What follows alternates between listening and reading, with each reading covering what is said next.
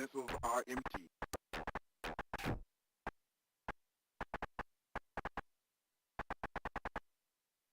Destroy enemy master.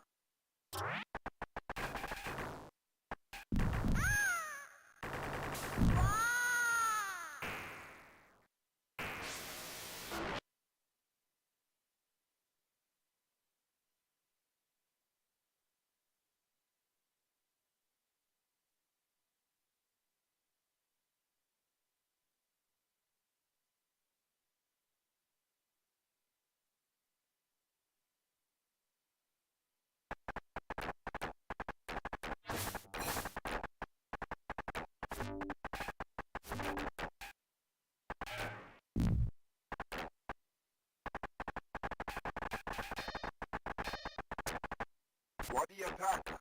Heat missile.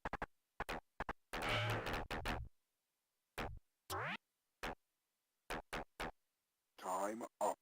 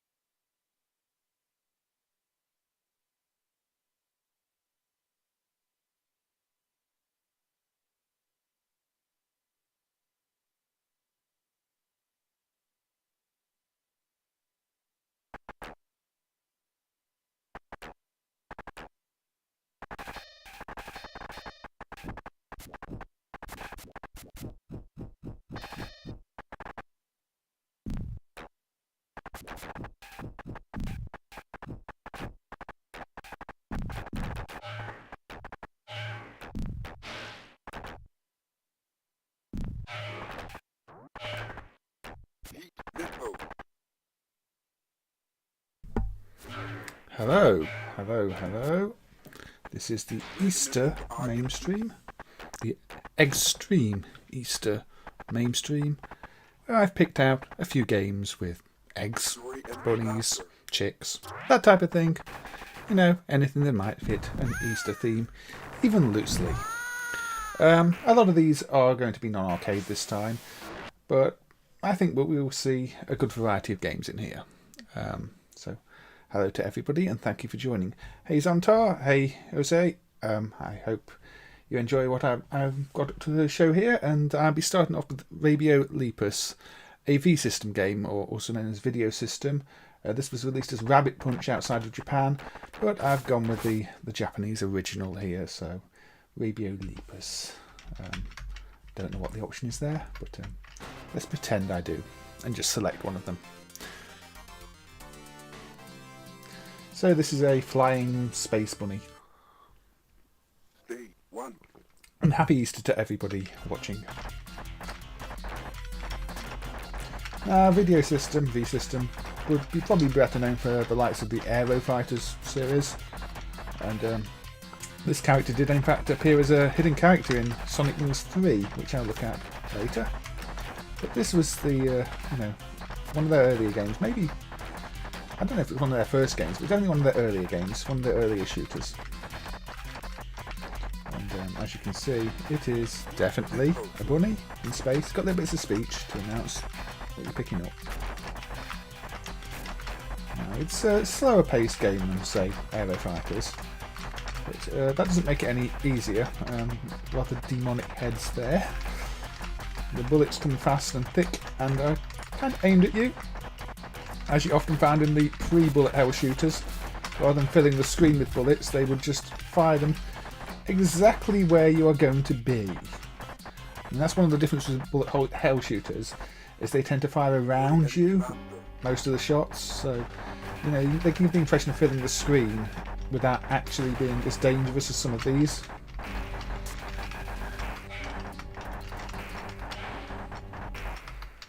There we go. Now this isn't a game I've played much of. It was also converted to the PC Engine as a Rabio Lepus Special. Oops, I let one of the carrots drop, that stops the bonus chain. Apparently there was quite a few differences in that version, so I might look at that one in a bit. So this is the arcade original. So let's just play and see where we get. But yes, I've picked out quite a selection of games today. We'll be looking at games on home systems, different genres, a few plug and play things where there are eggs in them, and some where there are chickens in them, little bunnies. You know, I've tried to go with that sort of spring, Eastery theme. Yeah, the bullets on this, as you can see, they sort of colour cycle, which I think is meant to make them easier to see, but it doesn't always have that effect, because when they're white, they sort of blend in against the background. Don't get too close to bombs. Lesson learned? Now, horizontal shooters probably aren't as common as vertical ones, especially if you're talking video system. As the Aero Fighters team would go on to do Psycho stuff, and there were a few vertical games in there, horizontal games in there. But overall, if you think of video system, you're thinking more Aero Fighters, Turbo Force, no vertical games. But, they could do horizontal ones too. I think this is a decent effort, and now got to stop. No, that one's going to hit the ground. Oh, that was very bad. Didn't get any of the bonuses at all. I'm still on the spaceship. Yeah. More demonic heads. Very odd. You do have a sort of close range punch attack, as you can see. If I get close to things, you punch them. I don't know if there's any strategic benefit to that. That's an interesting thing, where it deflects your bullets in a different direction. And you don't see that in many shooters. I don't know. Look, there you go. They're firing down because I'm hitting the downward sloping part of that. That's quite an interesting mechanic, actually. I'm trying to think if I don't think I've ever seen a game do that before. At least not an arcade shooter. I keep forgetting I've got a secondary attack.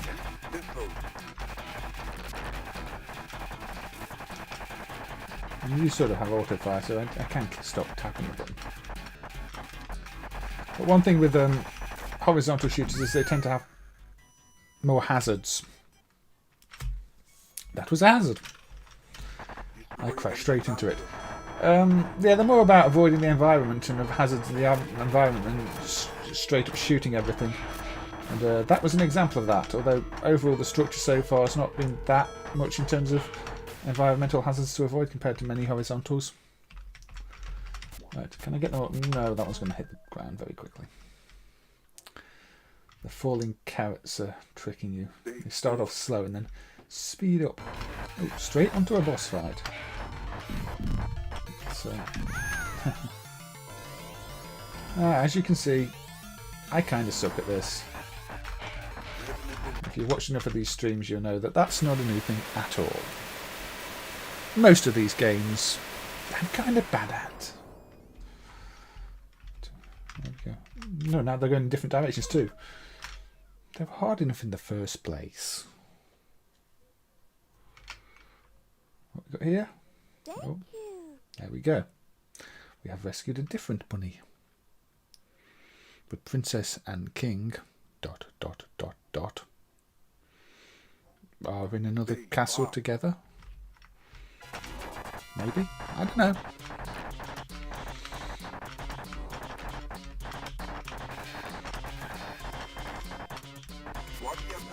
Ooh, look, we've got a more flashy colour attack. Yeah, I guess this is just invulnerability, isn't it? Look, there's a bomb, and I can even go next to it without blowing up because I had an invulnerability. Well, I can't go next to that without blow. Now you're starting to get the environmental hazards. You see these, you have to dodge between them a bit more, and suddenly it becomes much trickier. The manoeuvrability is reduced by the environment.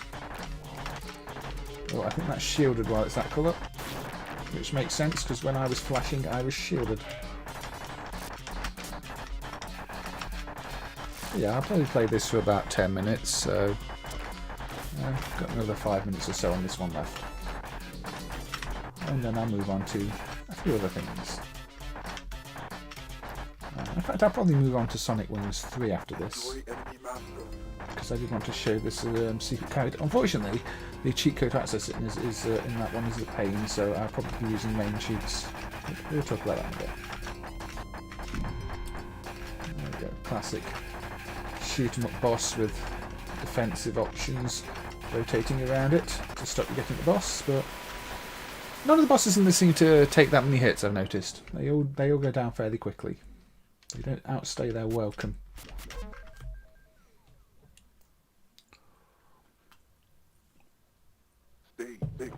Stage 6 already. Now we are seeing a lot of recycled graphics, which is maybe one of the not so great things about this.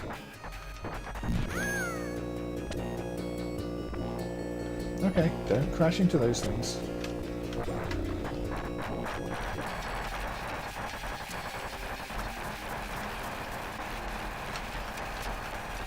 So does anybody in the chat have any favourite bunny or egg themed games? And I hope nobody says Egg Hunt, because that is certainly not a suitable game for these streams. That one has a censorship bit switch that censors the worst of things, but it's only a bottom half censor, let's just say. So there will be no streaming of Egg Hunt. We've got some different heads now. Yeah, that was a bit disappointing, because Egg Hunt's otherwise a little puzzle game where the pieces hatch into chicks. But yeah, I'm not streaming anything with that kind of imagery between the levels, unfortunately. But if you want to check that one out in your own time, feel free. It's a little bit slow paced. But ooh, ghosty.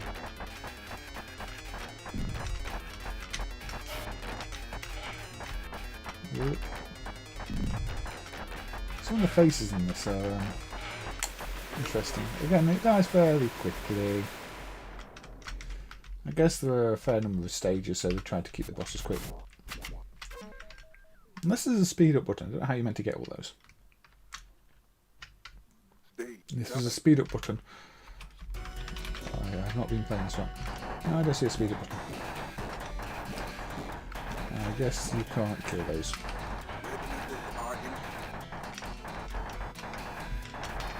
Now we've got things going on this evening. We've got more of these.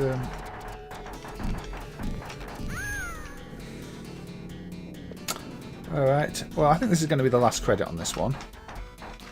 Then we can move on. This is maybe one of the better games of the night that I've picked. I warn you now, a lot of these games are kind of bad, but there just aren't that many great Easter-themed games, or even bunny-themed games, or egg-themed games. It's not like when you're picking certain other things where you've got a huge list of candidates. I mean, this is why there are so many non-arcade games in this list, because there just aren't that many arcade games with the desired elements in. Eggs, yes, eggs. I mean, this isn't an egg game, this is a bunny game, a space bunny game. But I do have some egg games. The next one, I think, as I said, I'm going to stick with the video system and have a little look at Sonic Wings 3, which just has a bonus. Because I could have gone with an Easter eggs in games theme, but that would have required much more research than I was going to be doing in the sort of 2 hours I was researching this. So Aero Fighters 3. Now, this isn't necessarily an Easter themed game. I put it on because it ties in directly to the game we just played. Now, Sonic Wing 3, aka, Aero Fighters 3, the third Aero Fighters game. But this was called Sonic Wings 3 in all the territories, I believe. Well, in territories where it was called Aero Fighters 4. It's a confusing naming system. It's sort of swapped between what they called each game in each region. But anyway, Sonic Wings 3. Now the actual cheat mode requirement is that you're meant to hold B and start and press down exactly when one of these planes is facing you. But it's really difficult to do, and I didn't do it right. So instead, I'm just going to go like this and go. There we go. So now I have the player ship from the previous game. In this game, it's a bonus hidden character. So, you know, this is a little Easter egg I thought I'd bring up. I'm not going to spend too long on this game because technically it's not a bunny game. It's a game with a secret bunny character. But, yeah, the dolphin has got some pretty wacky quotes too, from what I remember. In fact, I think a lot of the characters have in this. I mean, Video System and Psycho's story content is a little bit out there at times, isn't it? Not in a bad way, in an entertaining way. But yeah, I just wanted to show off that, you know, the Rabio Lepus player character is available in this game as a little bonus. So, you know, Video System acknowledging their past games and throwing them in here. Apparently it's a bonus in Sonic Wings Limited 2, but I don't know if that's the arcade version or just the PlayStation version, because I've not found a code to unlock the character in the arcade version. I don't think they're available by default. So that might be a home bonus only. There's no MAME cheat for character selecting those. There we go. These are solid games. I mean, I think my favourite's always going to be the first Aero Fighter, simply because it's a vertical game, and these aren't. These are horizontal Neo Geo games. And it's a shame also that, you know, the Neo Geo didn't officially have a vertical mode.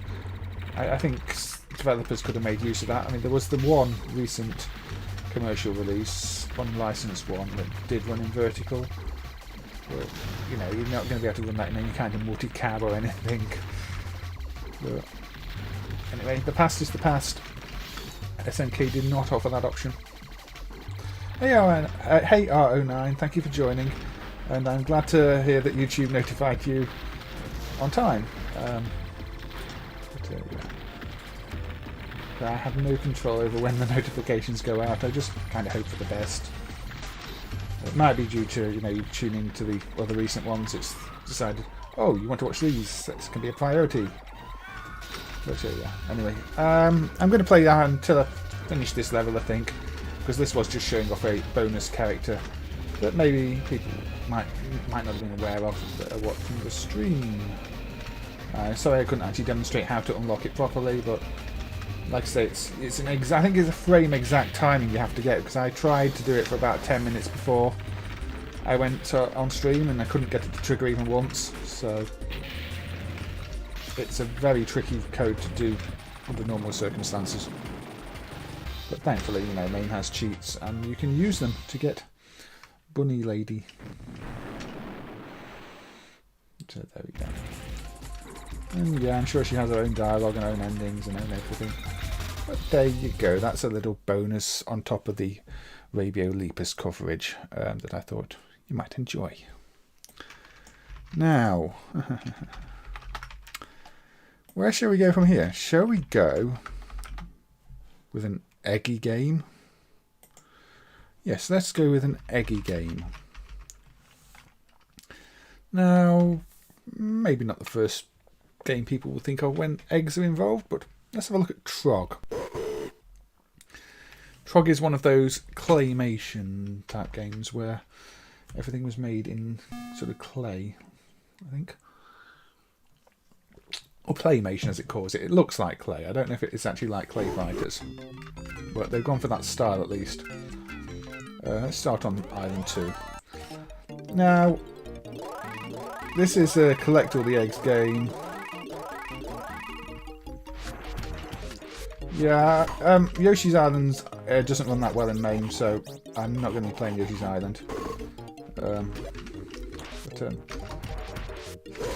Now, Trog is... I don't know, Trog's not a very inspiring game to me. It's just collect all the eggs, Pac-Man. This was on my list for possible maze games to play.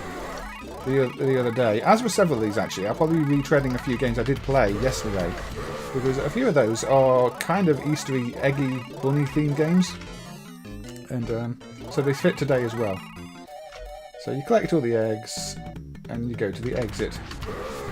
Not the exit, but the exit. This is the release version of Trog. This is what I'll come to in a bit. The release version of Trog is this Pac-Man style game. And it's kind of dubbed internally, I believe, as sort of Trog 2 for good reason, which I'll come to it in a bit. But Trog, the release version of Trog, yeah, you walk around the maze, you collect all the eggs, you beat up the caveman, and yeah, you transform into this. It's got a bit of style to it. I'll give it that. And you know, it's quite satisfying eating all these cavemen.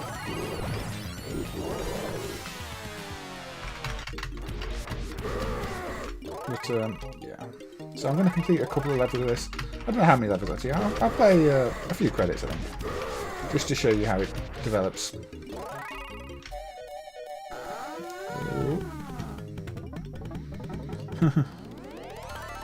Yes, I transformed into a T-Rex, which again is rather satisfying.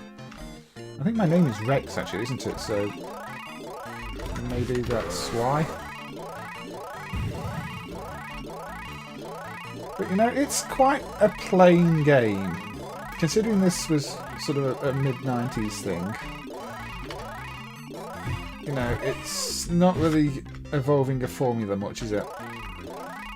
Yeah, it does have that very 90s look to it, you're right. Again, it's very Clay Fighter-like. Oh look, I can breathe fire now. Very over the top, in your face. I mean, not Awesome Possum level of in your face, but thankfully not much is Awesome Possum level of in your face. But, there we go. So Rex is back home. But this screen, especially with the yo's and the exclamation marks, that is very, very 90s.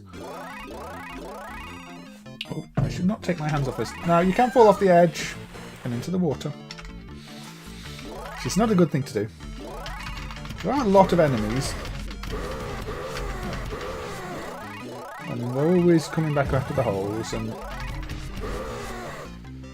But it feels very much like you might find... It feels like an Amiga shareware game or something like that, really, I would say. That's always been my feeling when I've been playing this one. A well-presented sort of Amiga PD game. It's not really what you want from an arcade, but that's what it is.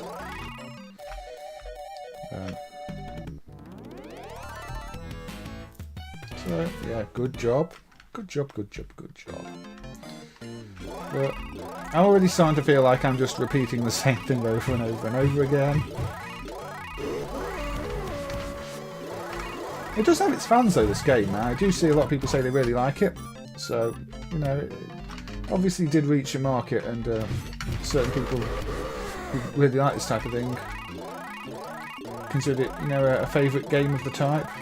But compared to, say, a lot of the things Namco were putting out, which genuinely innovated the genre, this is just, well, lots of animations like that. The silly animations there as they're sinking to the tar. But...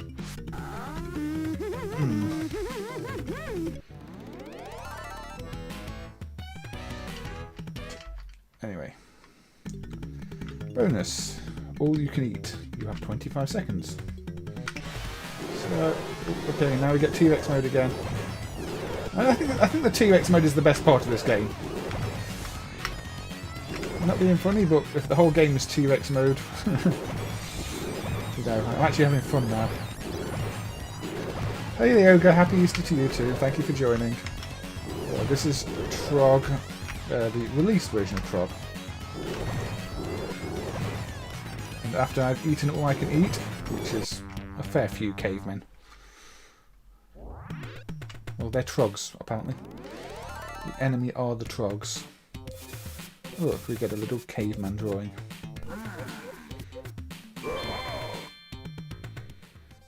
wants to turn me into burger and chips.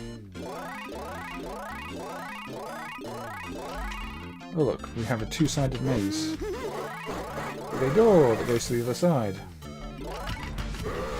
I mean, it's still the same basic layouts though.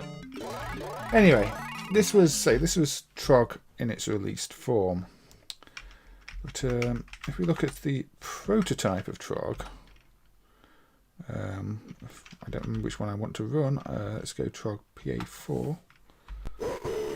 Is this the right version? Let's look at the attract mode. I've got the intro. Yeah, it's 4-player game as well. Right, see, the instructions for the prototype version are different. You control the hand, not the dinosaur.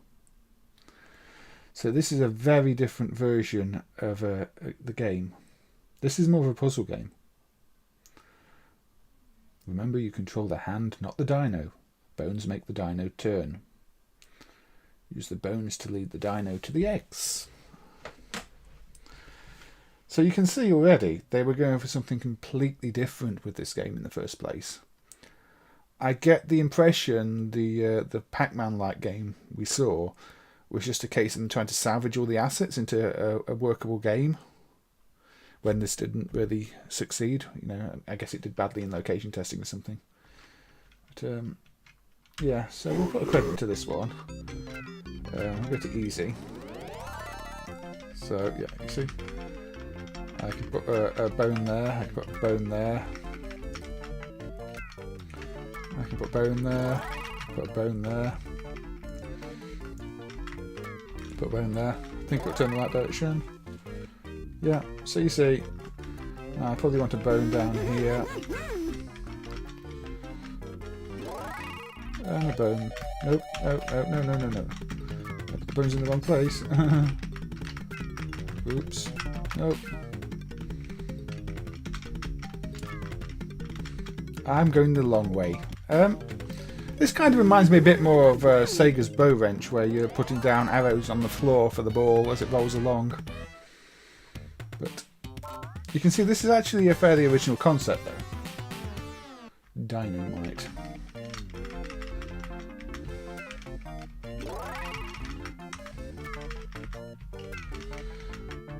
I guess one of the issues players might have found is it's not always obvious which direction you're going to turn. And obviously you've got to avoid all the hazards while you're doing this as well, so you've got to keep an eye on everything that's going on.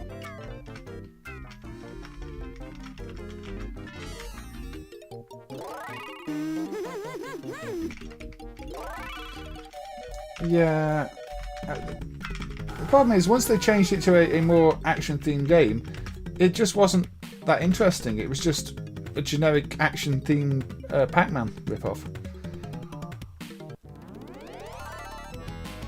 I think, yeah, they did a few good things like the whole eat the cavemen thing, eat the trolls, but I would have liked to see this version fully developed into a complete game. It's pretty well developed anyway, but I think if they'd found a way to make this more fun without just turning it into a really generic game.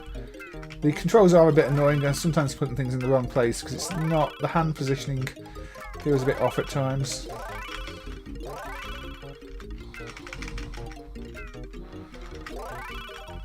Now you see we've got the actual trogs. Better block them out the way.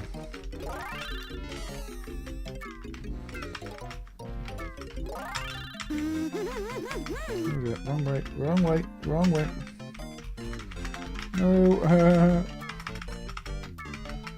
No, nope.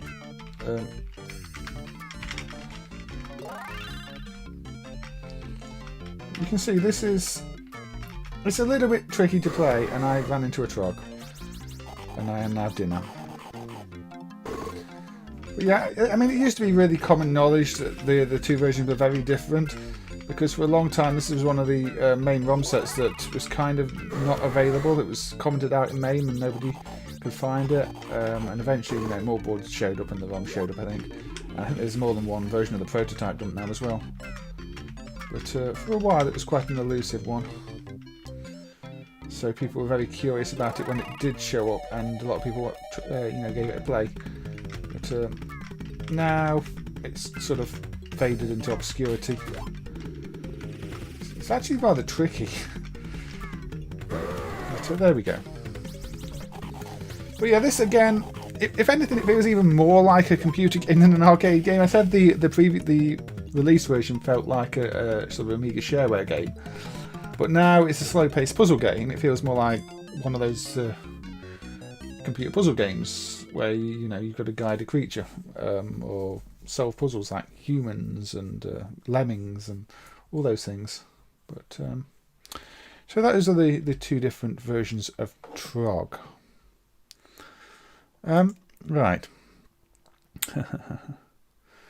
Shall we go with something a bit different this time? Right. In the previous stream, I looked at this one. So I'll have another little look at it. 3 Wonders by Capcom. Now, I covered this yesterday because it's a maze game. But I'll cover it briefly, very briefly, today because it's a bunny game. So again, we're going to go with Don't Pull. But you can see, very bunny. It's penguin. It's a penguin with a bunny instead of a penguin. Is the best way to describe this. I mean, I don't know if Ryan suggested it yesterday because it had a bunny in and it was coming up to Easter, but I thought, well, I really should cover it again because it contains a bunny. I don't really know what you're meant to do when the creatures are dancing like this, to be honest. So it just seems to mean you can't kill them. There is a reason I'm playing this again beyond the game though, so you'll see that in a minute. But yeah, this is a bunny game. And I did say I was doing bunny games. And it's a good one as well. I mean, we discussed that yesterday, but if you want to play a Pengo game that's a bit more up to date than Pengo, a bit newer graphical style, then this one on the 3 Wonders is, a really good one to be looking at. It's enjoyable. It does really everything right as far as being Pengo, but not Pengo goes.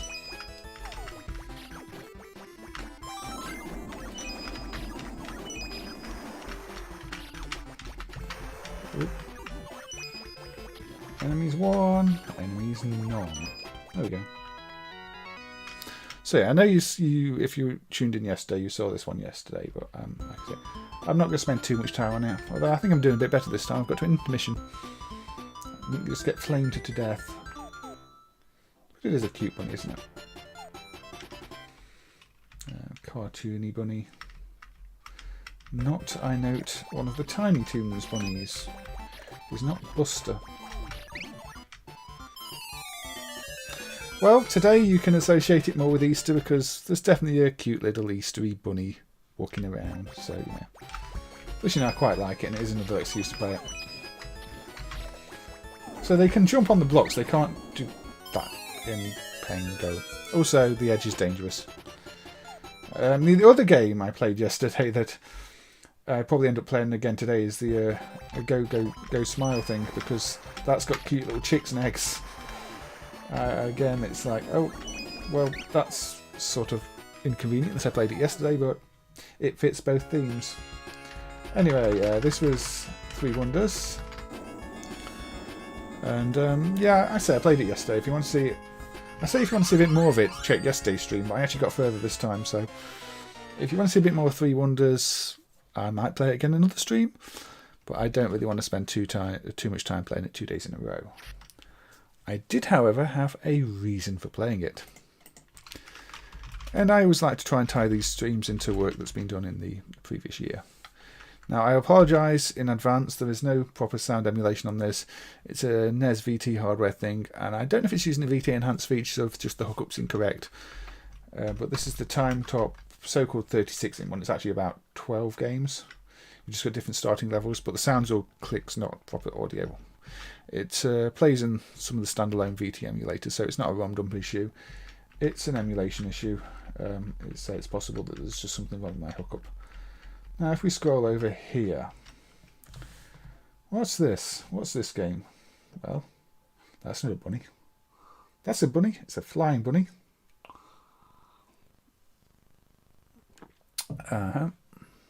It's called Adventur. Oh, this is super game. Now that's clearly one of the Tiny Toons characters, isn't it? A rip off of one of those. But anyway.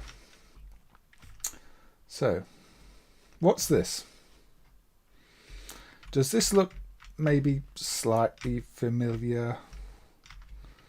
Just really bad?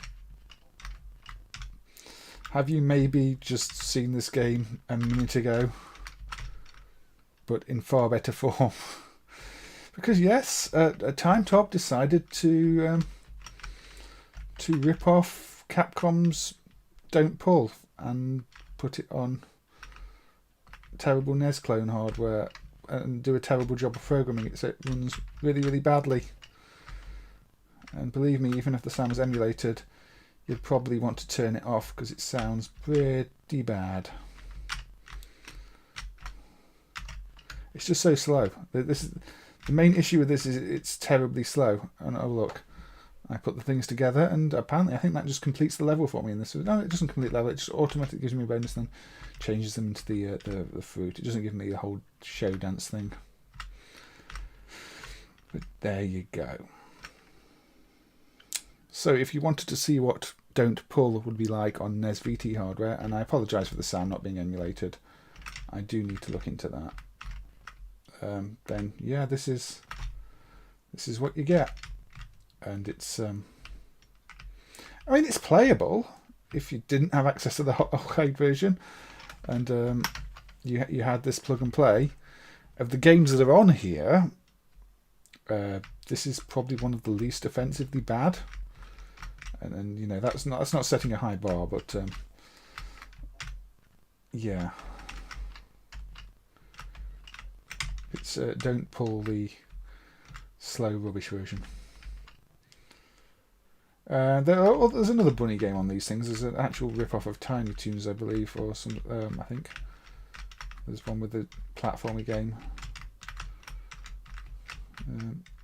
Just go somewhere I can squash you. Oh, don't then. I'll squash you down here. Yeah, it doesn't run fast. It feels slow and laggy, and they're just not well programmed. None of the games on this TimeTop unit are well programmed. This is far from the worst offender. Far from the worst offender. But yeah, clearly it is Don't Pull. It's sort of stolen, retraced some of the graphics, converted them down to NES resolution badly, and it does get the basic gameplay right. The mechanics are intact, but you know, it's a Pengo clone at the end of the day, isn't it?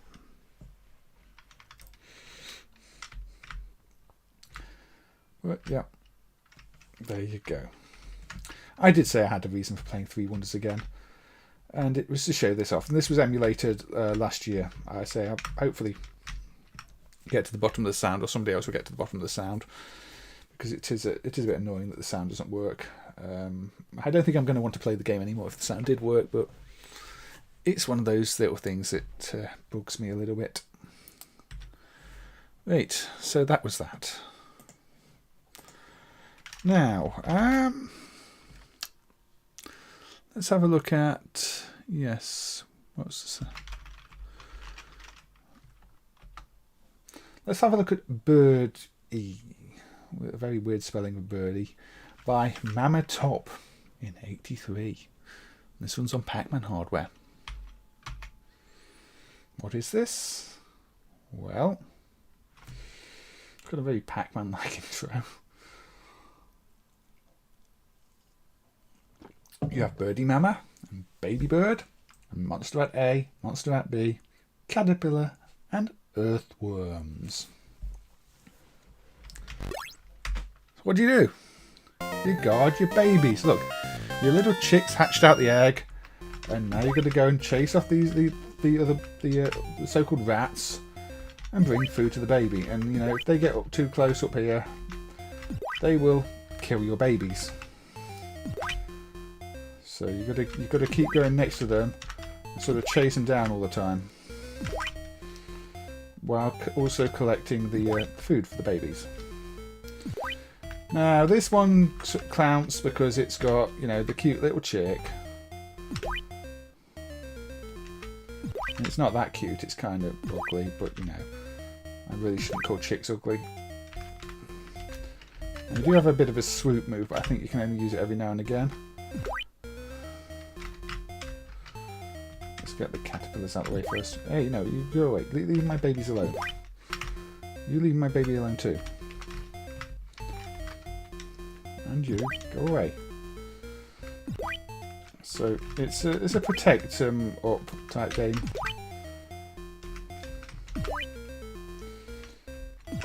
No. No. This is like telling the cats what they're allowed to do and what they're not allowed to do. You have to sort of push them in the direction where they're meant to be, and push them out of the way where they're not meant to. No, you go. Got my baby. Now your lives are represented by the eggs, so now I'm down an egg, so I'm down a baby. Down a life.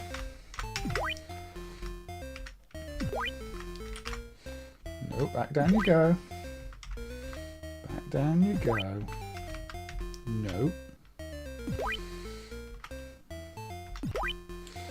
Now, I don't think this is the most famous game running on Pac-Man hardware. I mean, to be honest, I don't think I've ever played it before until a few days ago. And I think you have to get the food to the babies in time too, otherwise it starts flashing feed. I don't know what happens if you leave it too long. But there we go, I have completed the stage. So, you know. Now, I don't know what genre you'd really put this under. It's sort of its own thing, isn't it? It is, as I say, it sort of protects him up.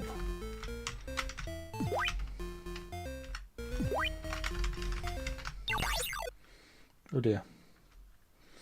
I was too busy chasing the other one off, and now I've only got one egg left.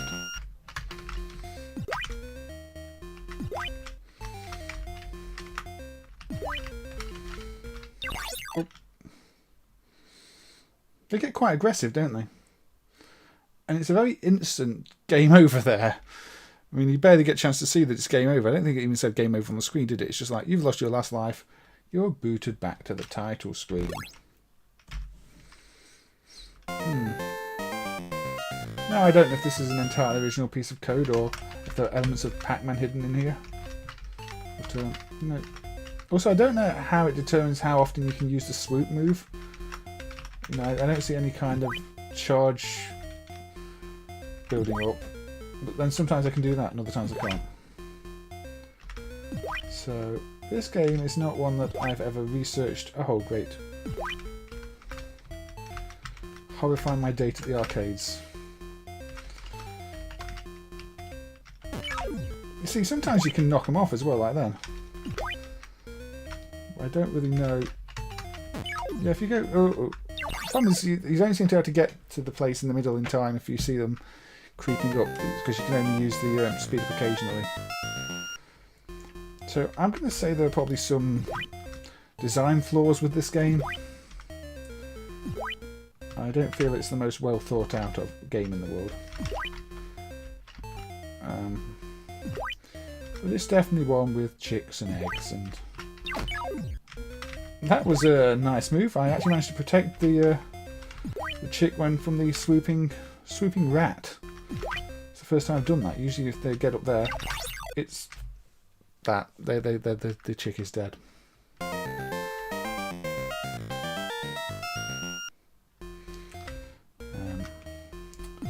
But I'm clearly not a very good mama bird.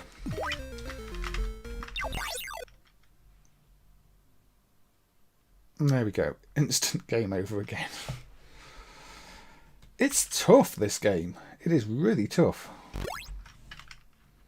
I'm going to give it one more credit. See if I can get anywhere else.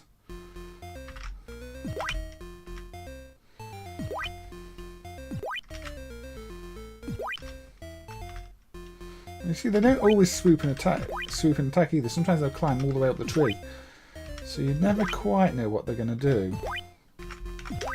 So See, that one's swooping, and I can't manage to get it this time. Can't get it twice. Can't knock it properly down.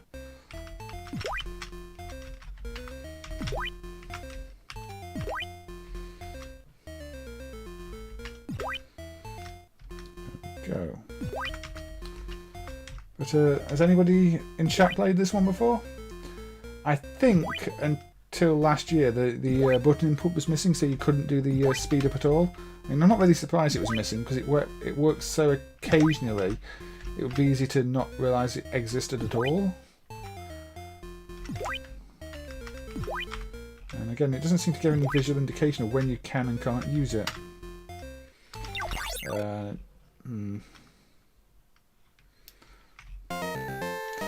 Now, I've got no real information on the background of this game. I don't know if it's one of those random Italian games or an American game or even a Japanese game. I literally have no idea who TimeTop were or what their, you know, if they did anything else under a different name. Even anything for a home platform. If it's literally just a one-off game. Nope, you don't. No.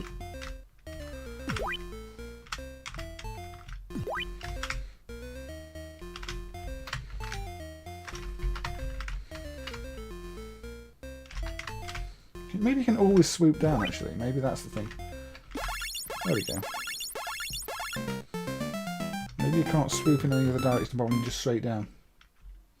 I completed the first level again.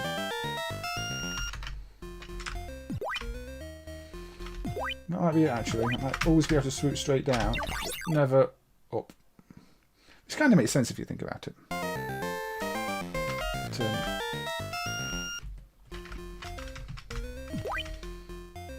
now there are other bird protector games, some of them on those plug and plays. I'm not going to feature those because they don't feature eggs. This one is actually on my list because it's got the eggs as your lives, and I thought, you know, that makes it worth covering. I don't know why there's no proper game over message. That is very abrupt. It's almost like you need to know that you've failed already because you ran out of eggs, so it doesn't need to tell you game over because it's obvious. I do like games that visualise your lives in a way like this, though. I've said before that the Octopus Game & Watch does it, and this is one of the few other games I can think of that really shows your lives as a visual thing in the game rather than you know, a live counter somewhere on the screen.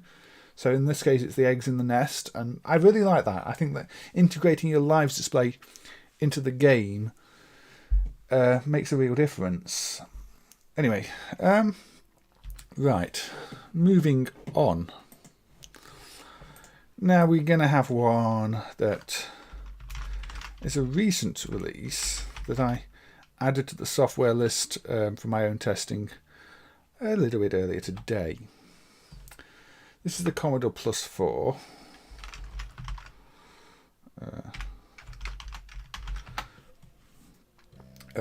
It doesn't run especially quickly in MAME, the Commodore Plus 4.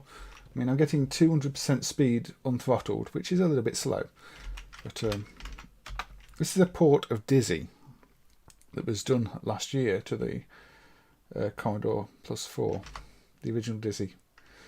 And this was porting the Z8T code of the Spectrum version to this sort of Commodore 64 predecessor. I'm going to speed up the loading a bit because it does take quite a while. I don't think it's the fastest disk drive in the world. So, very black screen for you to stare at. And it will show the title loading screen fairly soon. Again, this is running at 200% speed, so there we go. Now, what they've done with this, they've taken elements of the various different ports, some borders from some versions, some graphics from some others. It's ported the Spectrum version's code with some important bug fixes to make it run on the far weaker hardware. It still runs quite slowly. It's not as fast as the Spectrum version. It seems slower in MAME than other hardware other videos I've seen, which from other emulators. So I don't know if MAME runs the hardware a bit slow or the other emulators speed it up a bit, but it is a little bit slow. But this is the original Dizzy, ported last year to a platform that didn't get a release of the original Dizzy. So I thought Dizzy is an egg. Let's show it off a little bit. And if you've not played the original Dizzy, it plays quite differently to the sequels. It's a little more action-based. Not an action game, but it does rely a bit more heavily on action. Still loading, by the way. Still loading at 200% speed. And yeah, you generally consider disc games to load more quickly, but there we go. So the music's sort of based off the CPC version, I think. But,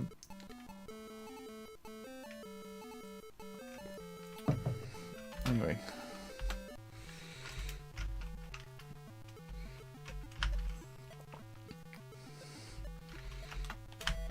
So you can have music or you can have sound effects.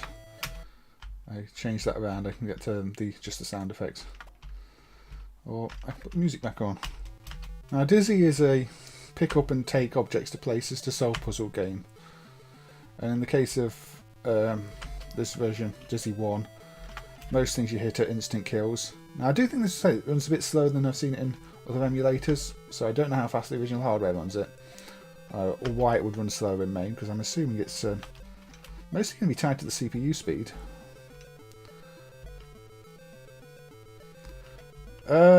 Well, the +4 emulation still takes a while, so I don't know if that's just an error in MAME with it taking too long. Now, one thing that's curious about the original Dizzy game is you get all these defensive items. Like I've got a plastic raincoat here, which means if I walk under raindrops with it on, it gets rid of the raindrops. So let's just take this out of the mine.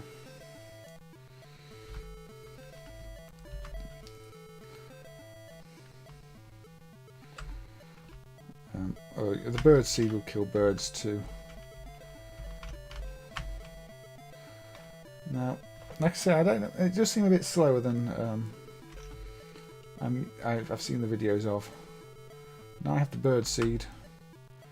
This is a regular bird, isn't it? Come on. There we go, you see. By holding the bird seed and jumping into the bird, instead of the bird killing you kill the bird. Which is a nice little touch. You can make areas of the game easier for yourself. Now, I was reading about what the work that went into the port here. And apparently, on the original version, the game does speed up as you're playing it because it's trying to process. I should put the raincoat. At the start of the game, it's trying to process all the objects that haven't been used yet, and as you use the objects, it takes them out of a list. And to get it running at any kind of acceptable speed on the weaker hardware, when that was ported from the Z80 code, they had to change that. Hey Christian, happy Easter, and hey Costado too. Thank you for joining. So I've got the raincoat, you see, which means I can get rid of the raindrops coming from there. Which is a handy tip if you've not played the first Dizzy game before. The other Dizzy games really don't have that. But now this is obviously a much safer place to go. Yeah, and killing a bird is a little perverse. I don't remember much about this original Dizzy game. I've completed it many times as a kid on the Spectrum. I think even on some other platform. I don't know. I know I had it on the Spectrum. Yeah, I meant to take something up here too.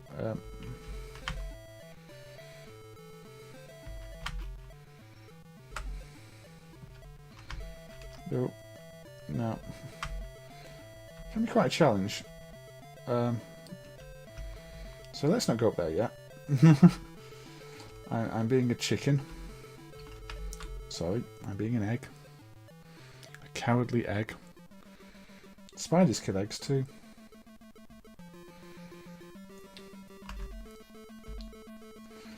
Now you have to be careful because not everything you might think is something you can kill is something you can kill. The collision's a bit dodgy here. I mean, you wouldn't think I was on the bouncy mushroom, but I am on the bouncy mushroom. And these mushrooms are definitely part of the original Dizzy game. There's so many places you're navigating using the mushrooms. But yeah, this is an impressive port, really. It gets a lot of things right. If you had a +4 back in the day and this had been released back in the day, I think you would have been really impressed by it. And it's got Dizzy's, classic control system. He's a rolly egg.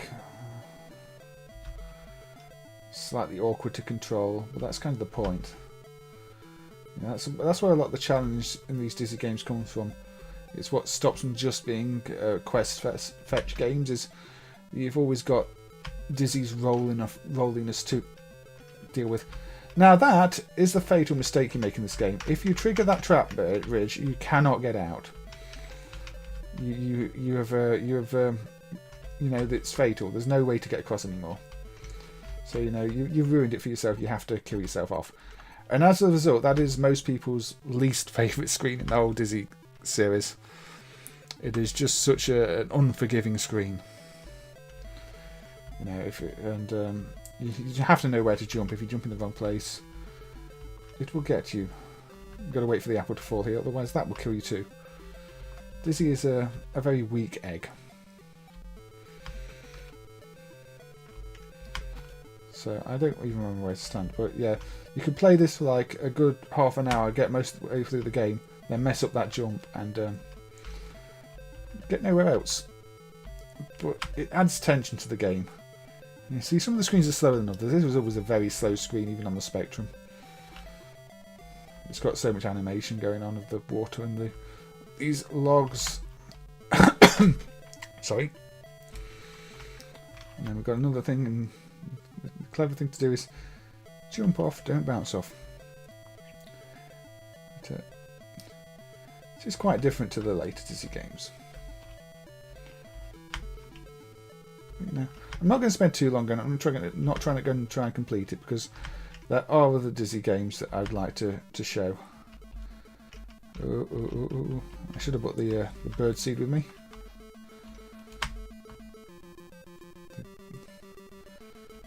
But the spade has its uses. You can dig a little hole. Yeah, the helpline was a little bit cheap, wasn't it? I think what I don't like about that helpline thing is you could tell some of the areas of the game were purposely designed to be obscure, to try and obtuse, to try and get people to phone the helpline. There were screens, especially on Spellbound, which is the main one that advertised it, where you'd have to go through what looked like solid walls, and you just sat there going, well, how were you ever meant to know that? And I think they did that on purpose to get people to phone the helpline, which was obviously a premium rate number, which meant they would make money from it. Bit cheeky.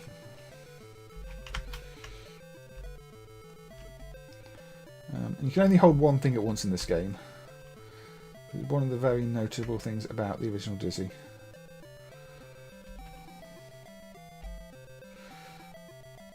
Pardon me.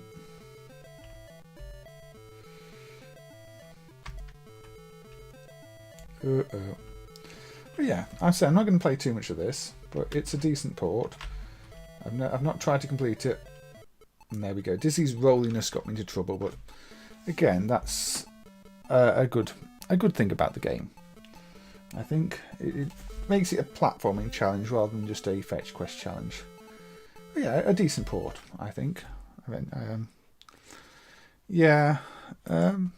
guess they are. Unfortunately, Spellbound was a pretty bad game. It probably ranks. It's not my least favourite Dizzy game. That still goes to Crystal Kingdom even after the remake. But I think it's one place above Crystal Kingdom. It's just a tedious game, even beyond cheapness like that. I will be looking at other Dizzy games in the stream, but not immediately. Let's go for Mega Drive. Now, Whizz and Liz. This is a game with bunnies in it.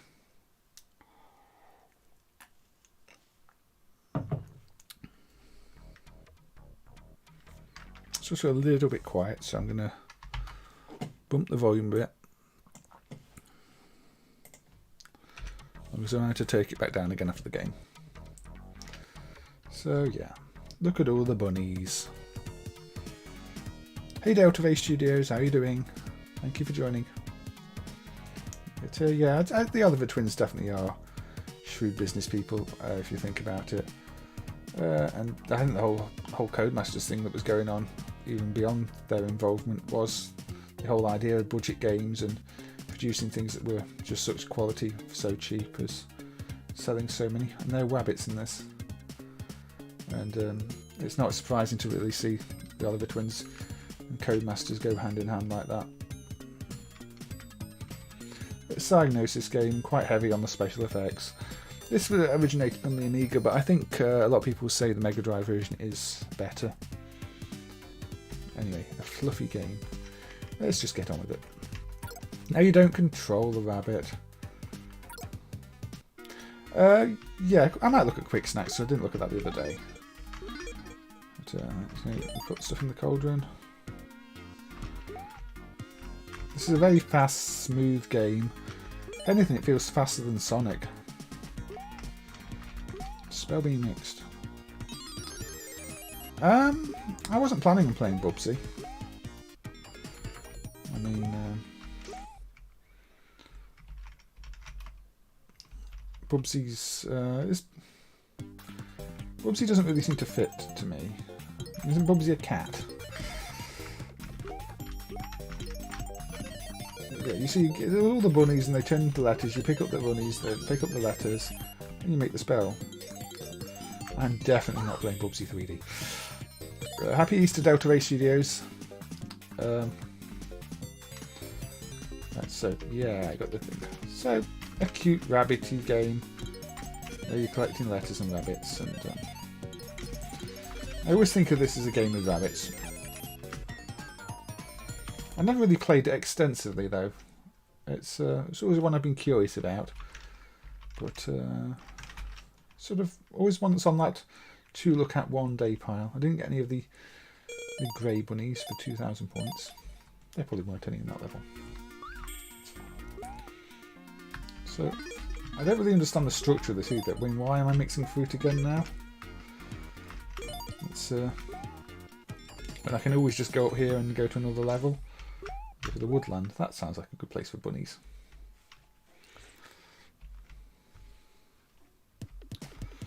Yay, more bunnies.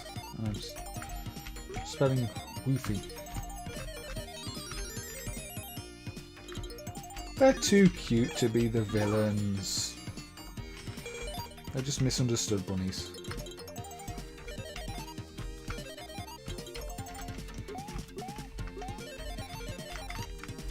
Morkin. Was that Macaulay Culkin's nickname as a child?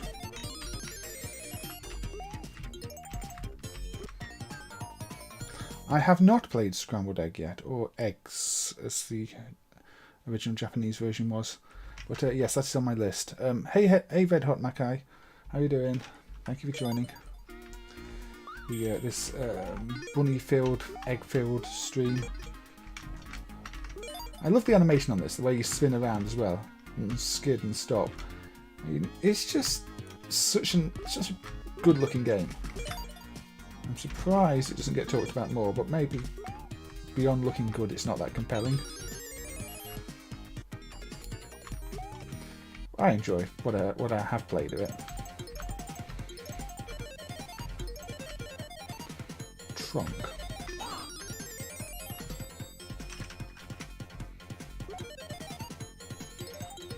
Fluid. I mean, usually when you're spelling words in games, they're educational games. But I don't think this is an educational game. It's a bit odd asking me to press the start button all the time though. I think that's a bit redundant. Whoa, what did it do? Oh.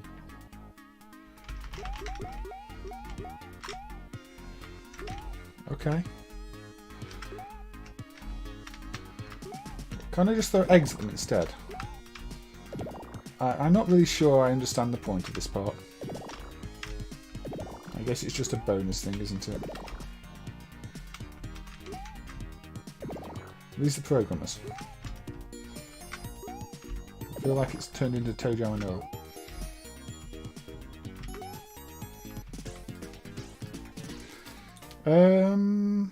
Has Pugsy got rabbits in it? Or eggs in it? So this is Whizz and Liz. See, I've gone to many of these lands now. Deadland. Oh, it's a graveyard.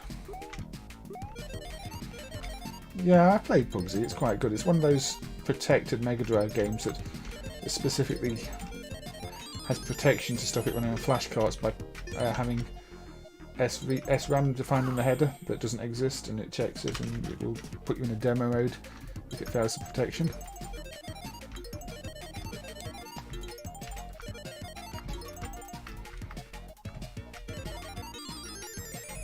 Misadventures of Flink, I believe, is another. Is that another Traveller's Tale one? It's very similar in style. Hey, Mass Ninja. Thank you for joining. Happy Easter. Anyway, I have a password, but this is Whizz and Liz, and yeah, it's not a bad game. Good bit of fun. Yeah, let's go for arcade then.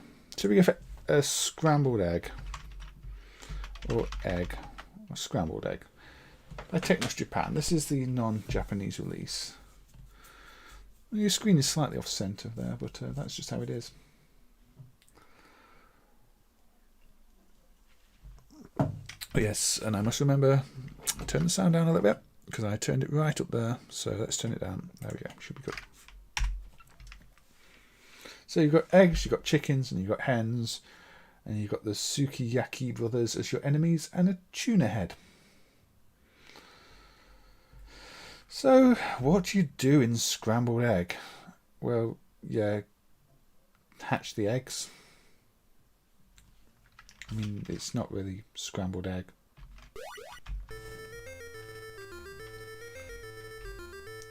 But yeah, you go around, you push eggs into other eggs, they crack, and they hatch. Now, this is very, very similar to one of my actual favourite arcade games, Dommy. It's on the same hardware type and has many of the same sound effects, but it is a bit different.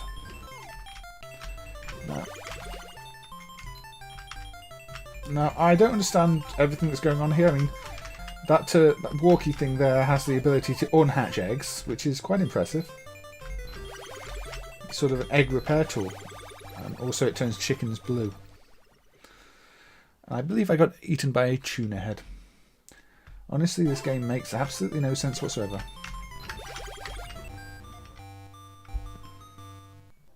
Yes, this is a very Easter game. Although maybe Go Smile is just as Eastery.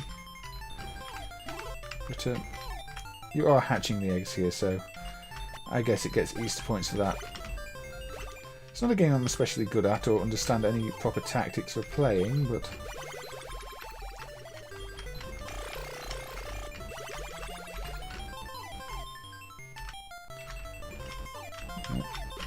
oh, and I just ran straight into something when I was trying to push an egg. I think this is a warmer credit. The eggs were not cracked.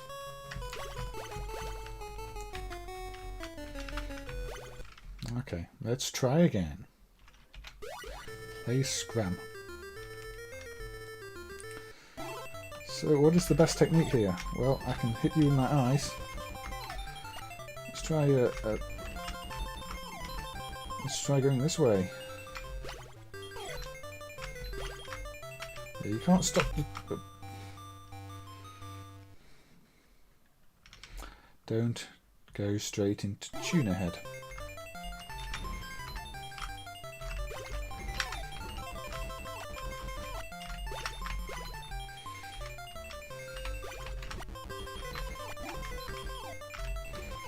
Tuna head sounds like a metal band that didn't quite make it.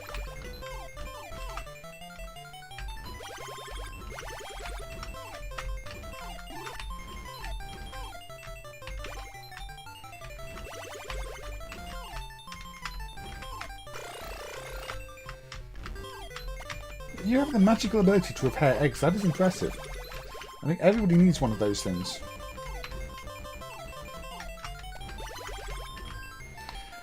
This was hacked into a game called Rock Duck as well, which is long considered a prototype.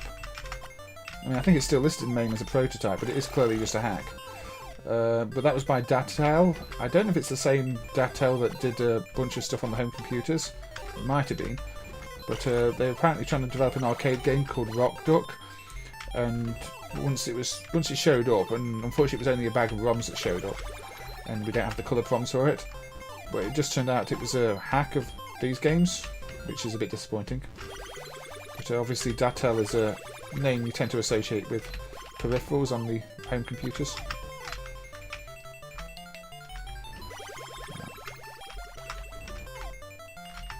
I might look at Rock Duck later. It's not a priority. I mean, it loses the whole egg theme in terms of and replace it with theme that makes absolutely no sense. You're just sort of changing things from one thing to another with no obvious evolution. That the eggs that are cracking like you have here. Oh dear. Maybe I'll complete a stage. Maybe I won't.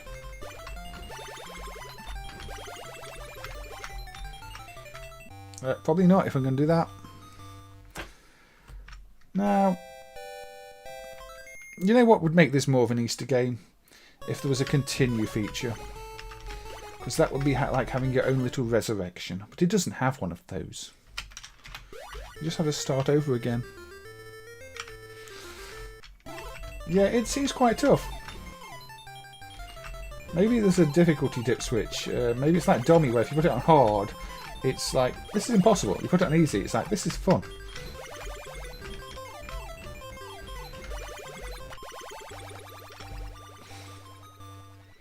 Yeah, I thought then I was kill the enemy by pushing the thing into it, but I didn't, and I just ran into the enemy. And there's always that delay after you do something like push a chick out the way. That means you get caught by the enemies that you don't think you're going to get caught by.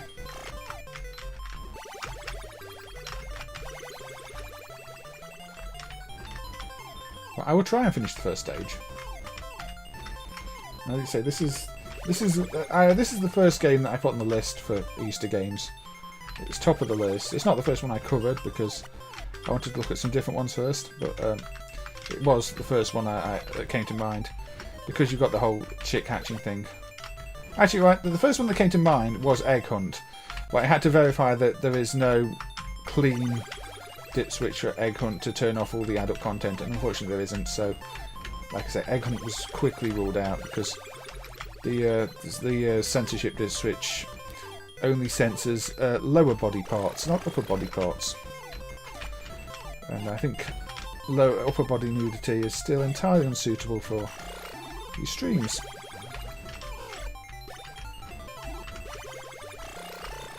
This is a shame, but you know, no Egg Hunt for you.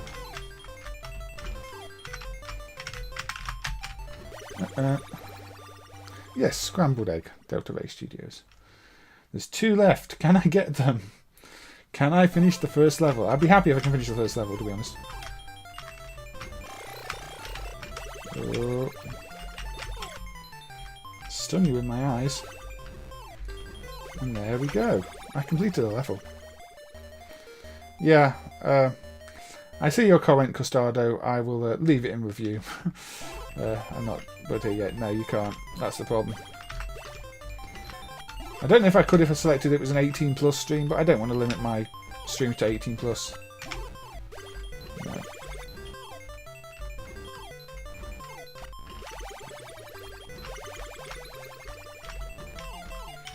And as I say, without the censorship switch on, it's even worse.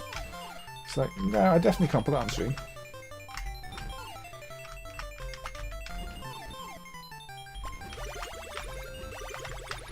Now the mechanics here do seem quite basic. I think this is why I prefer Dommy. Dommy seems to have more advanced mechanics than this, while still being quite a similar game.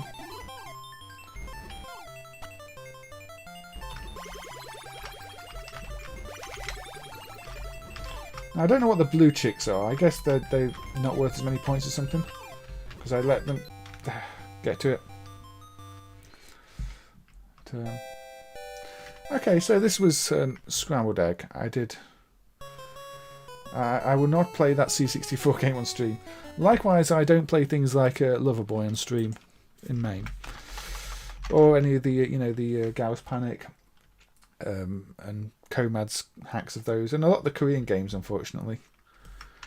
Now, Eggs is the original Japanese version. No, the Eggs is the USA version. Sorry, that was the Japanese version. Eggs is the USA version. I had that mixed up. So Eggs is the USA version, licensed to Universal. I think Scrambled Egg is the Japanese version. I had them scrambled in my brain, let's just say. Hey Carlo, thank you for joining. How are you doing? Happy Easter to you. Now you immediately notice this has got quite different graphics and a different colour scheme. And it's slightly rearranged in terms of the track text. So it's a slightly modified version. Still seems to play the same, but you can tell they've changed it quite a bit. Same music, same stage.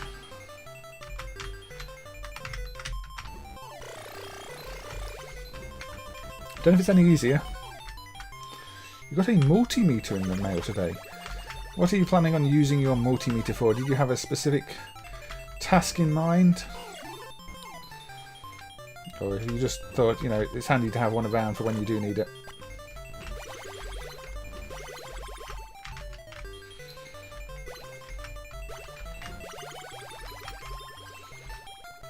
Stop chasing me.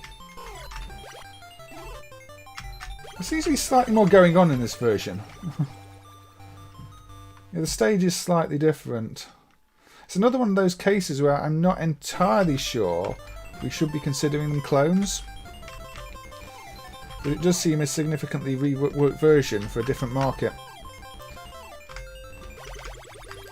To me, a clone should be a bug fix version or a strict regional variation where it's the same game for a different region. This has had the stages changed. And I think the AI changed a bit as well. I seem to be being pursued in different ways. I don't remember this thing pursuing me in the other version. Unless it's just a case of difficulty. But, you know, it's relentless and you can't attack it.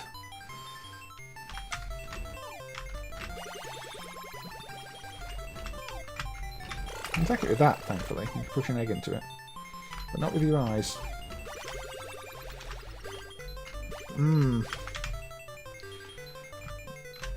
I think the green chicks just become unhappy coloured chick. Yeah, I think the green chicks on here are what were the blue chicks on the other one, maybe.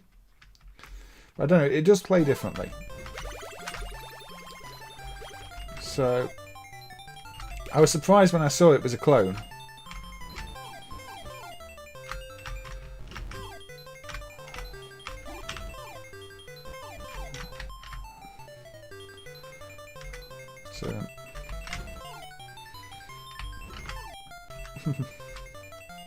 It can go through walls as well. That's really annoying. At least I'm faster than it. But I guess it's one of those things where on the later levels I won't be faster than it. Also, it takes a very direct route. Look at this.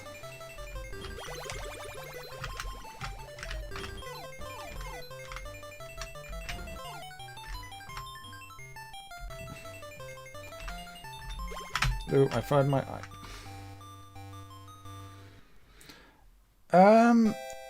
It could be. I mean, this is the universal license version, Super Low Pursuit, so they might have used assets from Mr. Do. I mean, I guess Universal had the say on how this one was presented. Unfortunately, this first stage is really tricky. It's on easy, apparently. What happens if I put it in hard? I bet this thing that's chasing me now is the exact same speed as me. Yeah, everything's faster. Yeah, that does become hard. Now, again, I would like to try and complete a level on this, although I'm not going to spend too long on it because I've previously just done this for Scrambled Egg.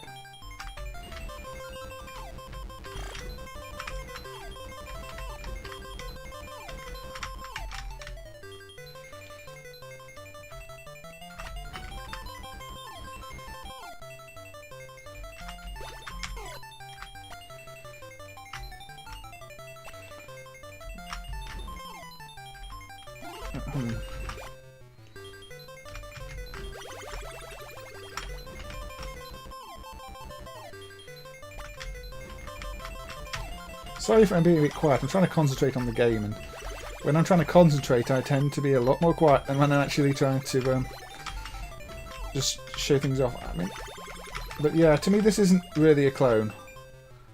It's a reworked version of the game. And I know back in the day, MAME considered things clones much more easily. But I think we do have to now look at things maybe and go, well, it's based on the same engine, but it really is a different game.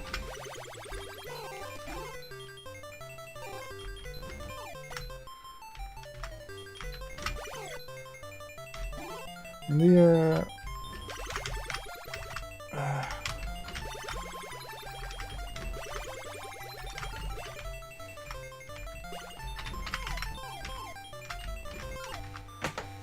it's really tough. It really doesn't give you much time to do anything. And considering this is the first level,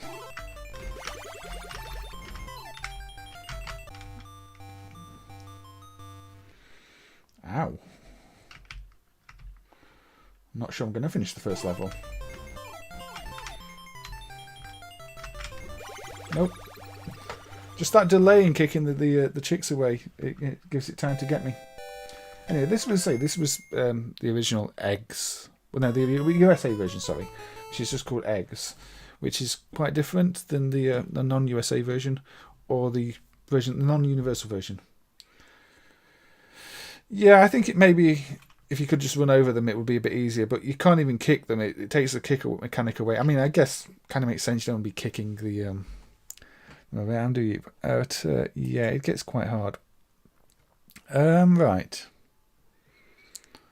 Where shall we go?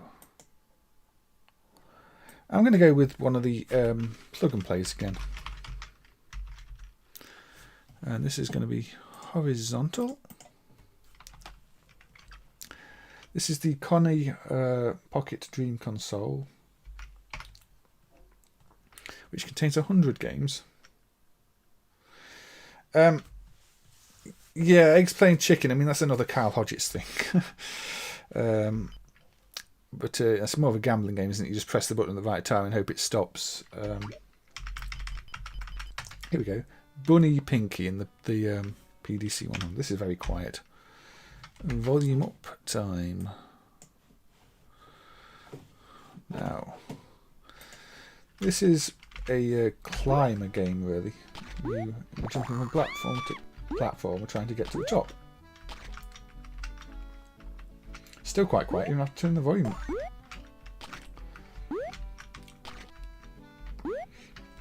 Pardon me. You see you're jumping from platform to platform trying to get to the top. Now these PDC units are actually quite good. Does the CPU act as the sound CPU as well? On this, it's a system on a chip that does the CPU, sound and video.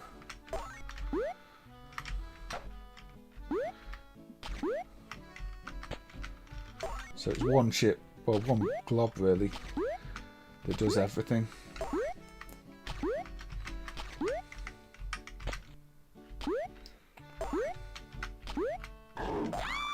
Oh dear, don't stand there. It's not always clear what kills you and what doesn't in this game, unfortunately. I know the bramble things there are bad to stand on. In Eggs, I don't remember.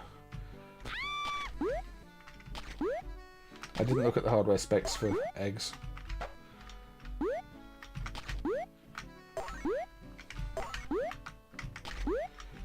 So yeah, this is don't jump on the bramble. So and don't get things thrown at you from the side of the screen. So for a plug and play game, there's a fair bit going on here. Don't stand too long on the snake, it will kill you. Don't fall off the screen, it will kill you. And already I'm down to no lives. But here we are at the top of the level. So now we've got this. Now they quite cheekily also put this as a single standalone game in some of the units, even though it's actually just like one of the stages of this, which is unlike the Conny units where most of the games are original. I guess they kind of realised this game had maybe more content than you'd expect for a single game on a plug and play. But I'm this pink bunny thing who likes to only keep one eye open. And you don't pick up the worms because they minus 100 points. You do pick up the fruit, including the pineapples.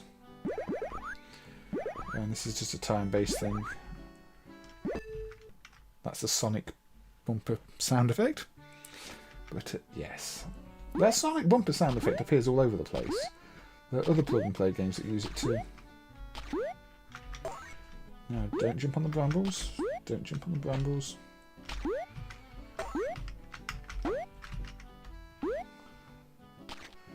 Thankfully, you can go back to the platform you're on when you jump.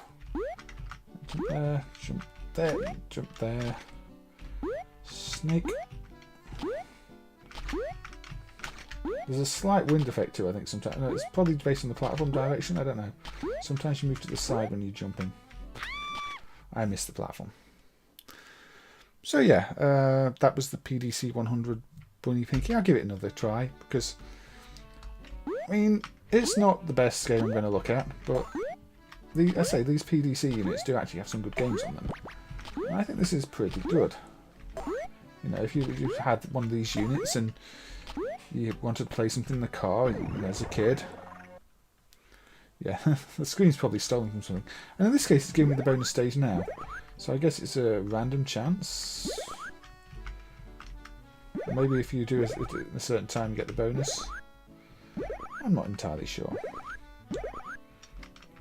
But, no, it's one of the games I've played on the PDC unit. And yeah, I can kind of get this one. I enjoy this one. And compared to some of the other plug-and-play ones that I will be looking at later, time permitting, we're on an hour and a half now. Yeah, I could actually recommend, genuinely, people, have a look at these.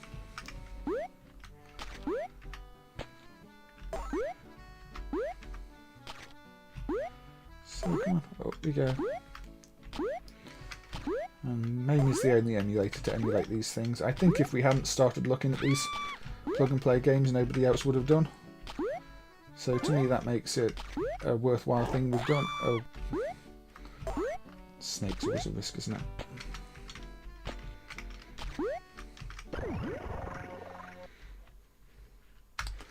But, has anybody in the chat been having a look at any of these plug-and-plays, playing anything on them? Because there are quite a few emulated these days. And some of these PDC units have extra touchscreen games on, which is also unusual.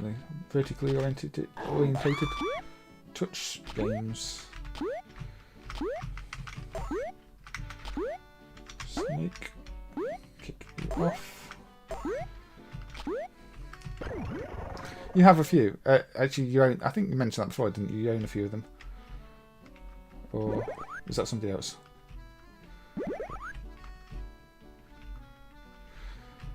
Yeah, I mean, there aren't that many, but there are a lot of really bad ones, which is why I think it's good if I show some of them off that aren't bad, because it gives people something to check out without having to dig through all the actual junk. Yeah. Be nice to get some more of the Jax ones dumped at some point, but they are especially tricky to dump. Sean did just dump that Hannah Montana guitar one, but it runs on the hardware type where we don't have sound emulation yet, unfortunately. But that's a very simple 3-button guitar game. Yeah, so some of them contain surprisingly good games. I am glad that we've started documenting them and looking into them, because they would have been lost otherwise, I think. And for these PDC units, there's the odd video of like the lower capacity units online, but I don't think there was anything for like this game because it's only on some of the bigger ones.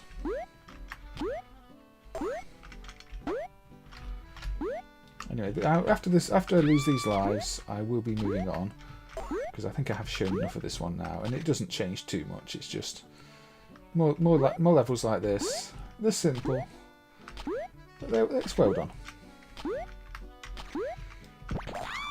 Although some of those seem a little unavoidable, I have to say. That's a very quick attack from the little dinosaur up there. And we've got another bonus stage. Yeah, and especially things that nobody else was going to look at. That's one of the things that sort of drives me to do more in emulation. If something's, I feel that nobody's going to look at it because nobody cares, then I'm more likely to try and look at it. Because I just think otherwise it's just going to get lost and forgotten. Like so many of these things was happening to so many of them before we started looking at them. I've got a bonus life. I didn't really want a bonus life if I'm trying to, you know, hurry my way through. But I'll play the next jumpy section and then quit this one, I think, if I don't die. Because it's not really changing the theme up, is it? It's just the same thing. Okay, jumping on brambles is bad. Nope. Oh. Oh well, I died. There you go. That was Bunny Pinky on the PDC 100. What happened to its left eye? I do not know. Maybe it decided to headbutt the brambles and got one caught in its eye. I'm really not sure. Right, I think we'll go arcadey. Konami's Bucky O'Hare. So, you know, this is Rabbity, isn't it?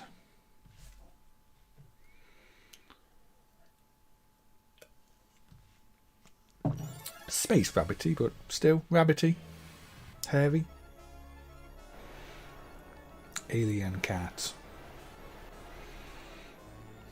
How's the volume level on this one? It seems quite quiet to me, but I still have it turned up from PDC.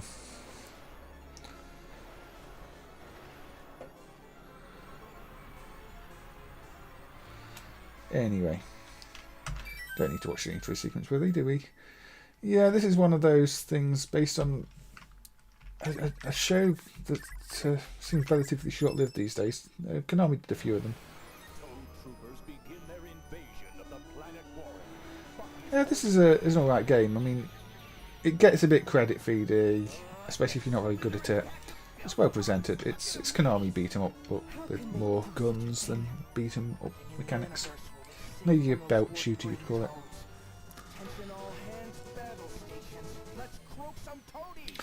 When Konami actually made games, indeed. I mean, I think Konami were in the news for good reasons recently. Didn't they only charge budget prices for the new Pro Evolution because they admitted that it was just a roster update as opposed to, you know, a proper new game, whereas other companies would still charge full price for a roster update release on, you know, the Pro Evolution game. I think they were saying because of the pandemic they didn't have anybody working on it or something, and didn't have anybody scouting properly, so kind of a lazy roster update. Move players to different teams rather than anything else. And they charge a budget price instead, which, you know, is not a bad thing to be in the news for. Well, you have Easter hair, you have Easter Bucky O'Hare. A little bit of a green hair. I mean, green hair is better than a green egg, I guess. You should probably avoid green eggs, or floaty eggs. Or, I don't know, eggs from alien planets. Dinosaur eggs. I did briefly check out Chuckrock to see if there were any significant number of eggs in that, but I didn't encounter any eggs early on, so I'm guessing Chuckrock doesn't have many eggs, unfortunately. There is a game with a few prehistoric eggs that I will be looking at in a bit, although I say that it's a stretch to include it on this list. I think there's just one part of it that's got an egg in it.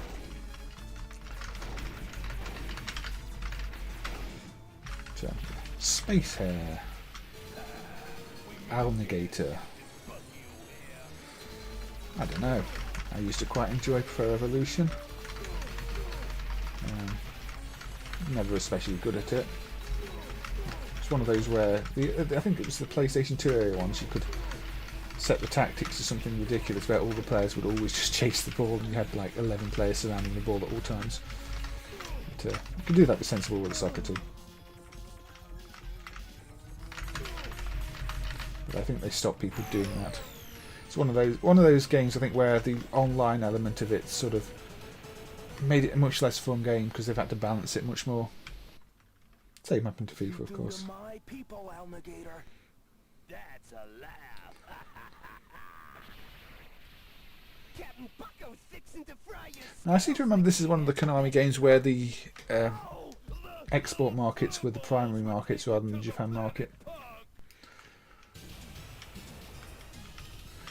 Which is unusual. But, you know, you've got a different direction of scrolling here. Obviously, with most Konami games, and I think this one included, they're under long-term rewrite, so there might be some emulation glitches. But I think it's still playable to the end.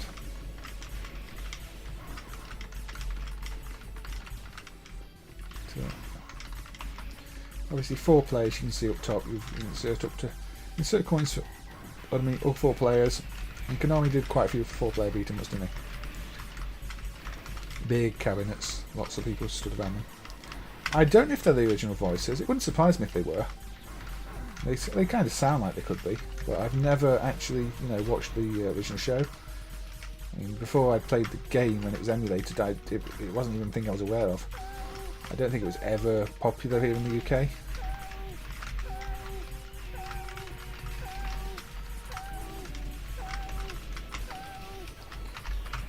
Oh, I think I used a special attack. I think it's just the 2 buttons in this one, is it? Oh, 3 buttons. I think maybe the 3rd button is the special attack one. I can do that too.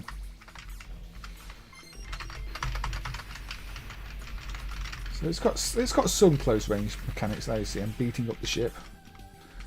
Happy Senegalese Independence Day. Bob are back with the facts again. No birthday today, Bob. And hello and thank you for joining the Easter stream. And as you can see, we've got a bit of a space hair going on right now. Called Bucky. Or Bucky-O, maybe. Danger... Oh. I misread that danger sign. The danger sign was on the left, pointing right, so I thought it was going to be danger on the right. Danger signs are good because they tell you where not to stand, but if you misinterpret them, then that's not helpful. Now I know what it means. I still managed to get hit by it.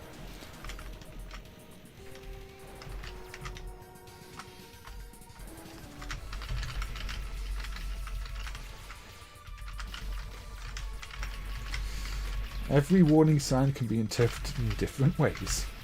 Just because it makes sense to you doesn't mean it makes sense to somebody else. But, yeah, we've got a lift section, you know, an elevator section. But yeah, I mean, this is well presented. Aim there. Well, if you put the aim there on me, it would have been instructing the missiles what to do.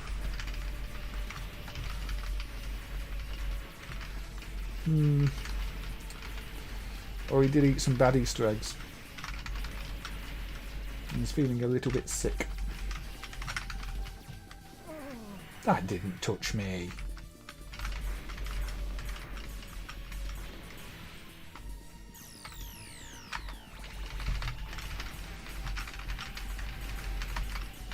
Jump over instead. Power up. But I think these are probably more fun with more players, you know, because if you've got 4 players, it's going to be a lot more frantic than this, and you're going to be competing with each other and screaming at each other, and they're not really designed for one person to sit and play, unfortunately. I guess it ramps up the difficulty with 4 players, like most games would. Toadborg. Anyway, I'll do the Toadborg, and then look at something else. Hey Mitchell, how you doing? Thank you for joining the stream. Happy Easter.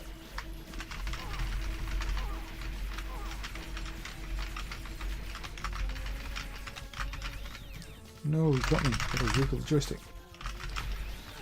Yeah, it's not perfect. I don't think that's an emulation problem. I don't think Collision is anything done with the emulation. It's not like some Konami games, I think. Violent Storm, where a lot of things like that go through the protection. And I think even the later Parodius games, or is that just sprites? I don't know. I think some Konami games do it for the collisions, but I don't think this one does. Yeah, see, I thought I'd move out of the way of that because I moved down, but it still got me.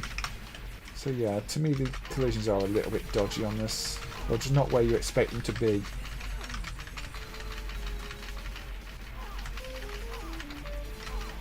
So you've got quite a lot of health. There we go.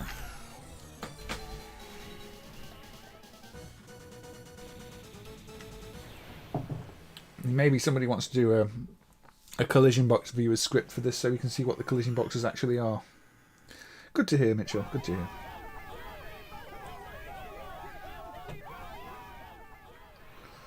Wow, take a look out there. That's a climate converter. Climate converter. They're forcing the slaves to build one here too. They've gone too far. So you've got a good bit of story. Sucking, slimy, croaking piece of sludge toad is taking over planet Punk. Matey, here's what we gotta do, and we gotta do it fast. So yeah, I think the cutscenes are well done in this. Now you see, we've got a bit of a different game. We've got a shooty game. I'm surprised Konami aren't using real blending there. Konami tend to be known for their blending, but that is a crosshatch style blend, like the Saturn is known for.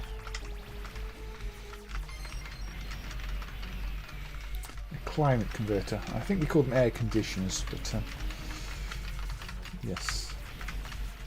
Today's not been too bad here actually, it's been quite a nice day. I mean, people have been going out in the sun, which they probably shouldn't be doing too much, but they have been.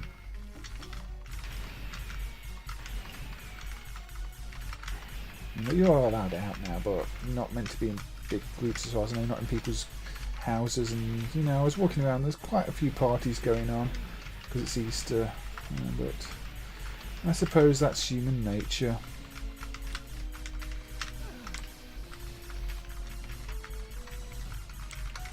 Oh, you want it to be 12 degrees and cloudy. Not sunny. You want no sun. We're doing a avoid them up section here. Oh, I was going to quit this game or something. But then we got to a shooty section, which would be different, so yeah. I thought we should. Konami do mix it up in a few games, don't they? But there we go. I have lost my lives.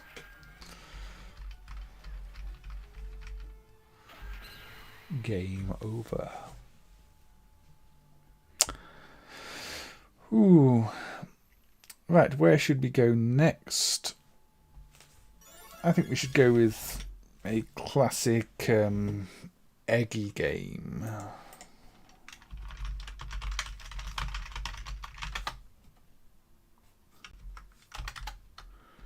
For the 464. I hope this loads. I've not tested this before, Strand. But it shouldn't take too long. Let me turn the volume down a bit because that's quite loud. And that's loading noises, which you especially don't want to be loud. Okay. Insert.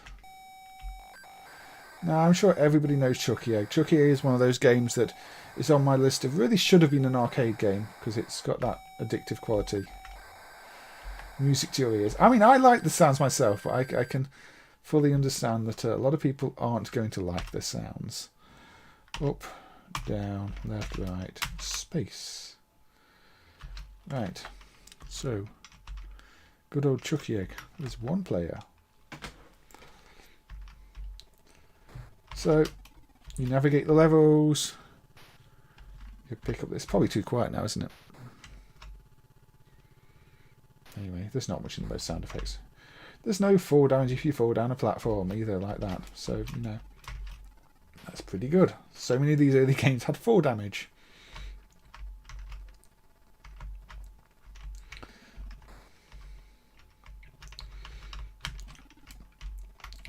Now, this originally is a classic. There was a sequel, but it turned into more of a, we kind of want to do Jet Set Willy thing with multiple screens, and I never quite got it. But yeah, you don't have to pick up all the birdseed, just the eggs. In fact, I think leaving the birdseed around is advantageous because I think it slows down the birds there because they eat it like that. Sorry.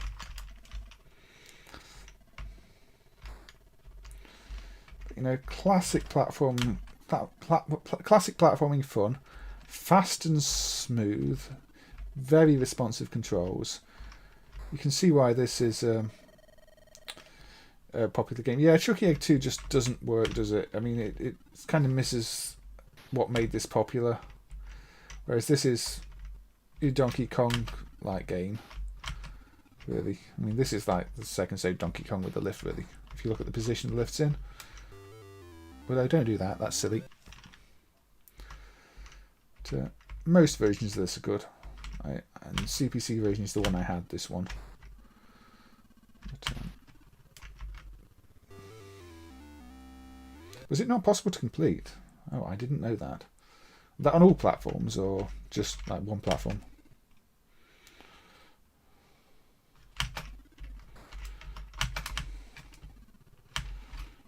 Now you can also jump into the ladders and grab onto them mid-jump, which again is something that's good about this game. Lots of games wouldn't let you do that back in the day. It's like you have to jump exactly from the right place to the right place. No question, no room for error.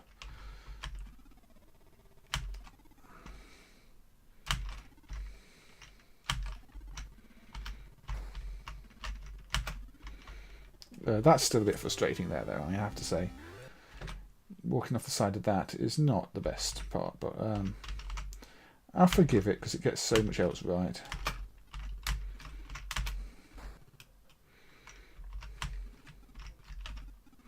C64 version. Right, I've not played the C64 version. I think I had it on the Spectrum. Or it might be in the CPC. I know I had an actual tape of the sequel. So how do we get that one? I guess we jump off the ladder, don't we? Again, no, not like that. Can you not jump that way? Can you not jump off? Oh, you can. There we go. There we go, that's what I thought. So here we go. And the screen layouts get more difficult. But yeah, I think this would have made a fine 80s arcade game. Also, the way you do bounce off things, you don't always fall straight down. Again, it means you stand a chance of not dying if you do something silly. You get away with a few badly timed jumps and not be absolutely too harshly punished for them. Although if you do that, you're still going to fail.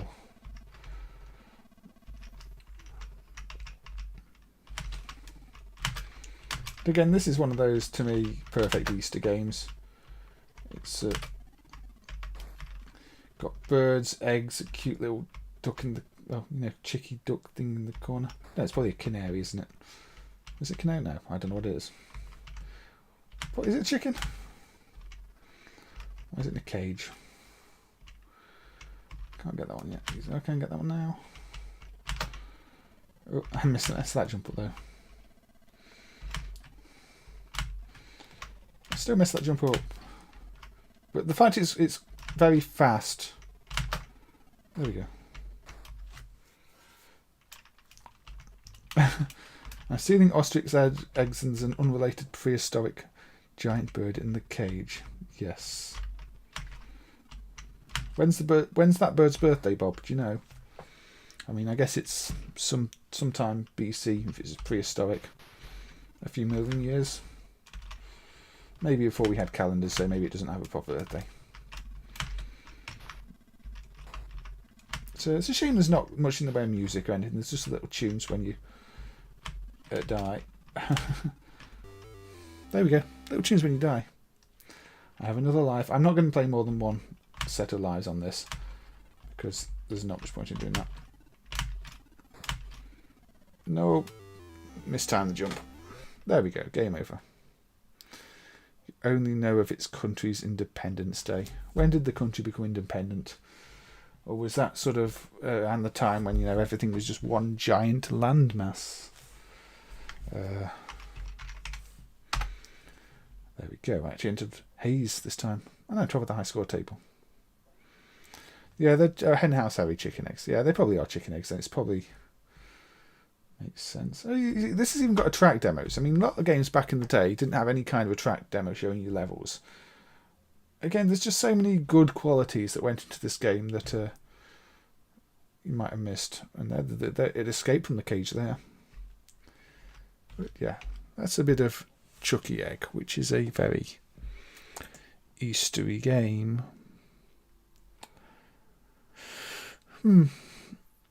Right. Shall we go back to the arcades? Yes. Now, this is not technically as egg related, but Mysterious Stones by Technos Japan. It's got an egg in the title logo, kind of. But this just reminds me of Quackshot on the Mega Drive with the plane. But this is basically the sequel to Eggs and Scrambled Egg, which is why I put this on the list. And there are two versions. There's this Dr. John's Adventure and there's Dr. Kickin' Adventure. And apparently there's just a tiny bug fixing the code between them and the subtitle change. But you see, these mechanics look familiar, don't they?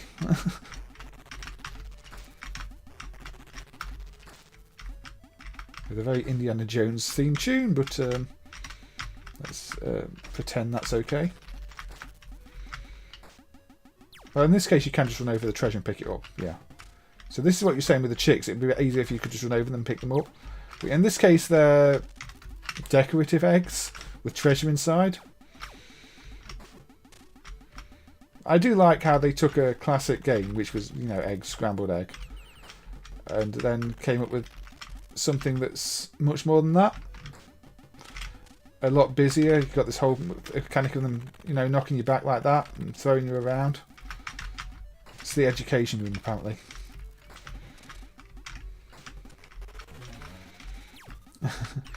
Yes, giant prehistoric chicken from Pangaea. That's what I was talking about.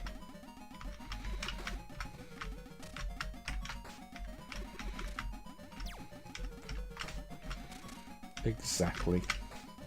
You can keep the puns coming in if you want. Escape.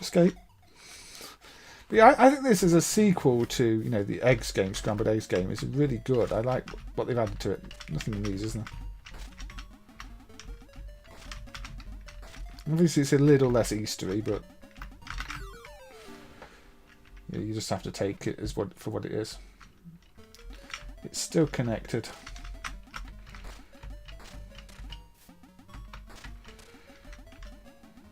Sort of eggs mixed with Indiana Jones. You got the key.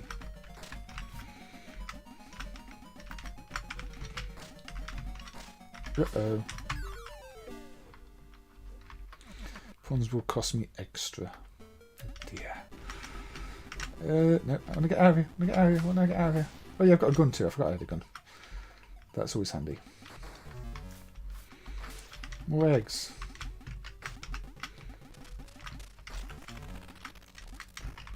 No. This is the life room.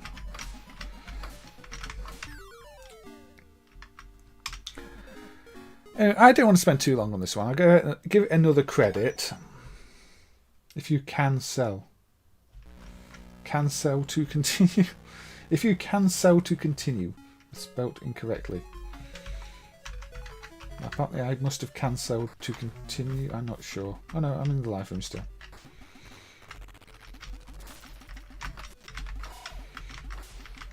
Boom. Time passes very quickly, doesn't it? Look at this time.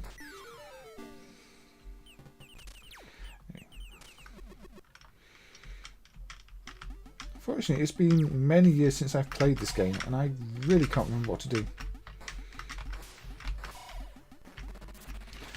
I just remember it's very much like eggs.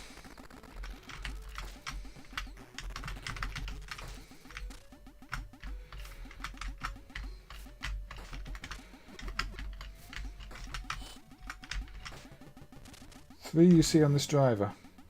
Yeah, I think there's a Spanish release that's got some slight code hack to it that we don't know what it does.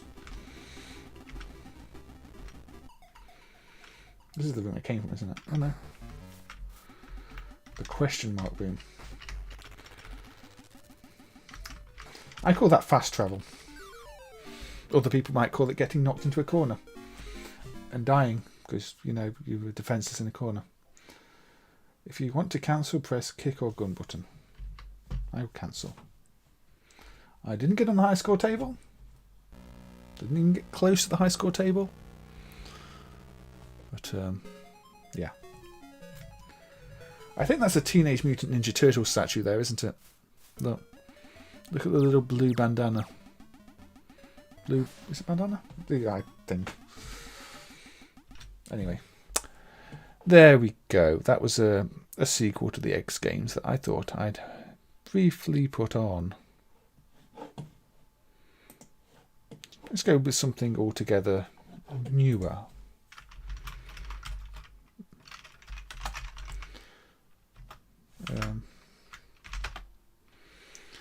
This wasn't in the software list. I had to add it. It's for the PlayStation 1. The original PlayStation. Heroes in an eggshell. Maybe. I've not seen that hack. This seems quite loud, so hold on a minute. Hold on a minute. Now, this game, I think, started out on the Amiga. It was also on the Saturn. It's not really something you'd associate with being on the PlayStation. Or even from Konami. Yeah, the Itis are PCBs. This is a Spanish PCB. They're kind of a bit of a bootlegger, but also did some original games. They don't need an intro. It's a game with a rabbit. Called Whizz. With really awkward controls that are diagonal, and I'm holding the pad at an angle just so I get the right angle.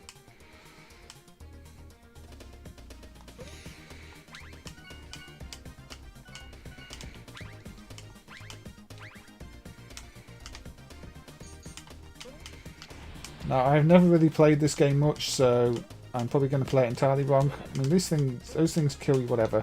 It's very sensitive about where you can jump.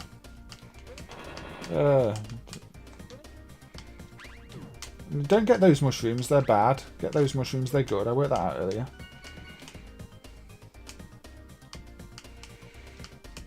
I think we can get through that. Can't jump up there because you can't jump that high. Nope, you're too close. I don't think this game is especially well liked. Most of the reviews I've seen for it seem to be quite negative. It's one of those 2D games on the PlayStation when people wanted 3D games, and it could have probably been done on a Mega Drive, really, couldn't it?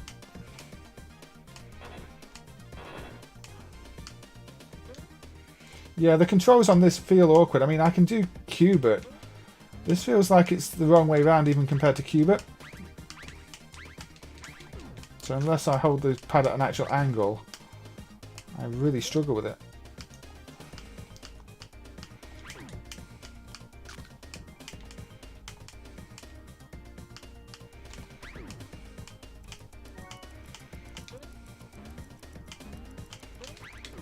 No, don't get that. You can't go that way. The anti-power-ups are never a good thing. I mean, you kill an enemy, you expect to drop something good, but there's sort of a chance that always going to drop something bad.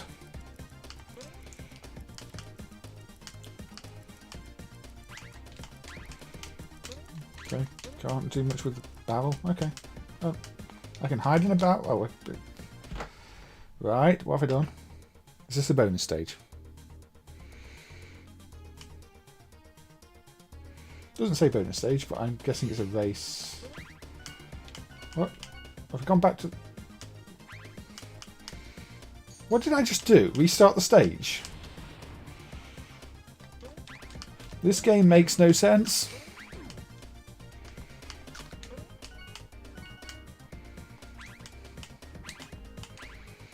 I played Trog earlier, Fortuna-chan. So you can't destroy that wall unless you've got the actual key, I guess, from here. But yeah, it wasn't clear that jumping into the barrel was going to make me restart the stage. That was a bit mean. I thought it was going to walk me to somewhere special or secret. Unless it was meant to and there's a emulation glitch. I really don't know. I don't know the first thing about this game. Other than... I died in a barrel, yes. Yeah, Snake Rattle and Roll. I mean, Snake Rattle and Roll was on the Mega Drive too, the Genesis, which is a really colourful version. I think that version gets overlooked. I don't know if it plays worse than the NES version or something. But everybody mentions that as a NES game, but it was also on the Mega Drive. Anyway, I would like to try and get somewhere in this game. I'm going to avoid the barrel in the future. Apparently jumping on a barrel is bad.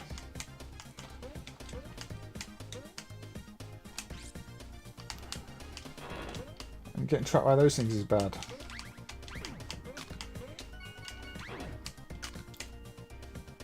But yeah, the main PlayStation driver for a lot of games does work quite well, so I was a fairly safe bet that this was going to work.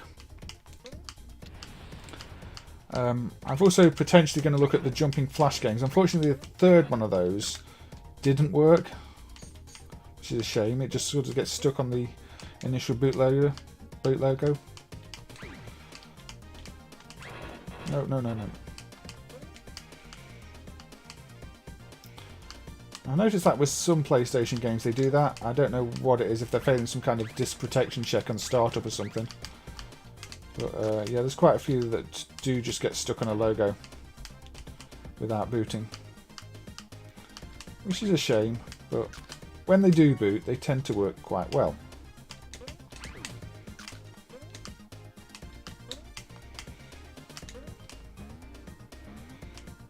So did I just give away that I was going to look at the jumping flash games? Well, at least one of them. Now, barrel, not going anywhere near you. Can't jump up there, okay. What's down here then? A yellow button. Make some steps.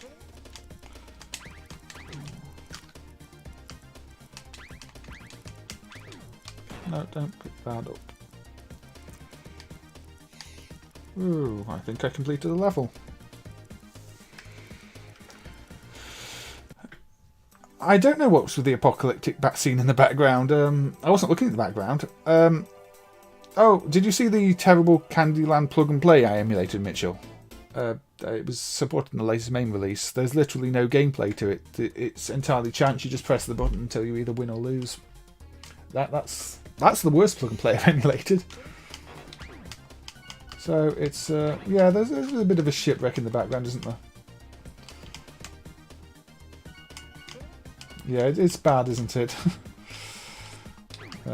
Unfortunately, these things existed, so these things will get emulated. I don't know why I'm launching rockets either. In fact, very little that's going on in this game actually makes sense. Flare did Oscar as well, didn't they, on the 1200 and CD32, which is a game that had potential but was just too busy and too confusing. Kind of wanted to be Sonic but hadn't got any of the stage design.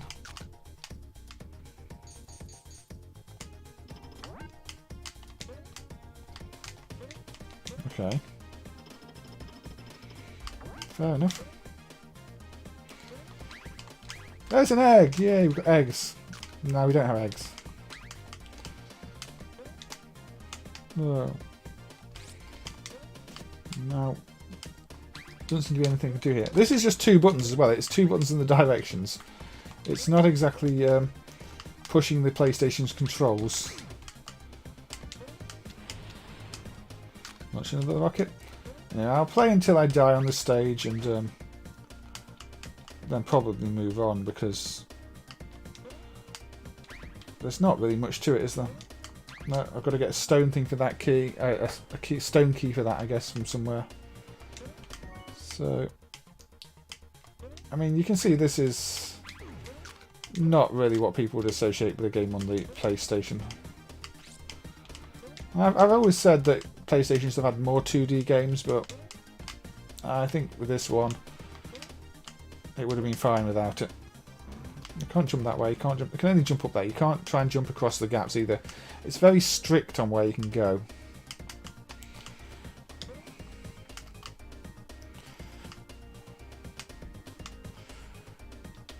There we go, got the key for that one.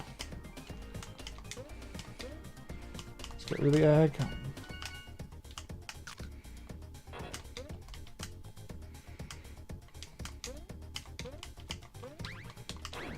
Get some more time.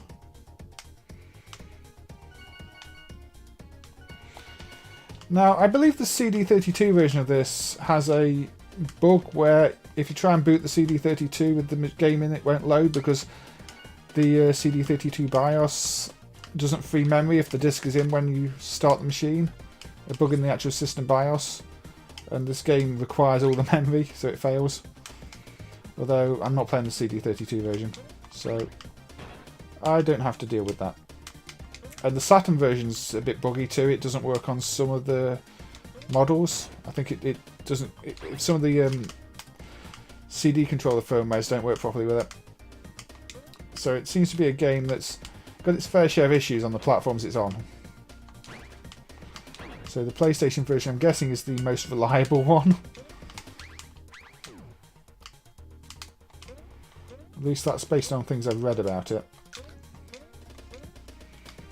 There's a... oh, I can go through that gate.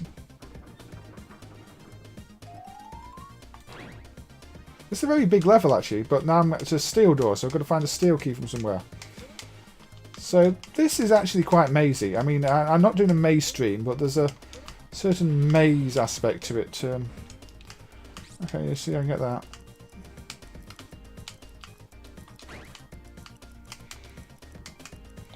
I suspect trying to rush through the level like this isn't going to help me though.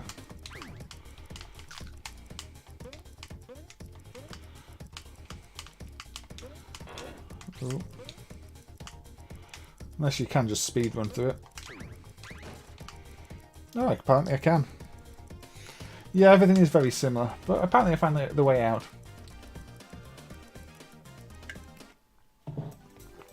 Anyway.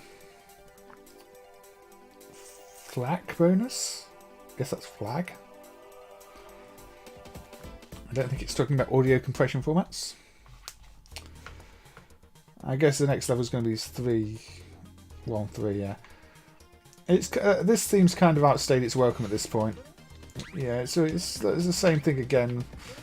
I'd like a bit more variety, I think. Anyway, that was Whizz on the PlayStation. It's bunny. It's got bunnies. It's got a few eggs in it. It was worth having a look at. Maybe not one I'll necessarily go back to myself. Shall we go with another arcade game?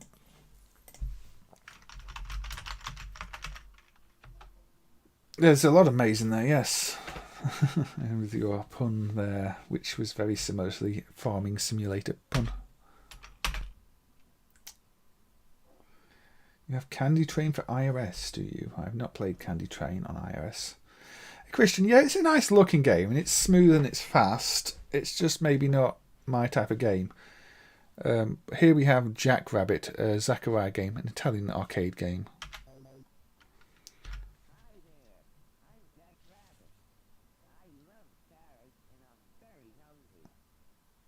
And there's always a little glitch after it says that, like the timing's off. Anyway, I want to turn the volume up before I play this, so that was quite quiet. There we go.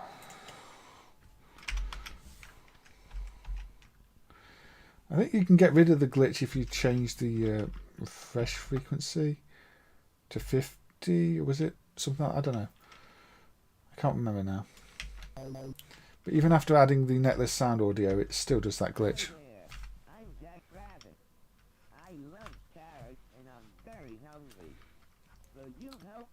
So yeah, we're back to isometric play. Although this time you have to hold down the actual diagonals, which is actually easier than just trying to remember which direction is up and which is down. You know. Pardon me. Don't jump on the bombs. That is a lesson for you. You might think bombs would explode everything else, but no, bombs just explode you. Again, it's kind of a maze game. It's kind of one I could have covered the other day. It was on my list, but I didn't get around to it.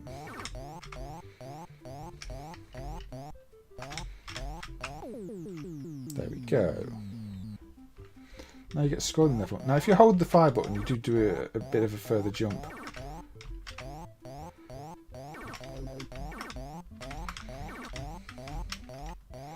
So technically you can jump over those holes if you do that.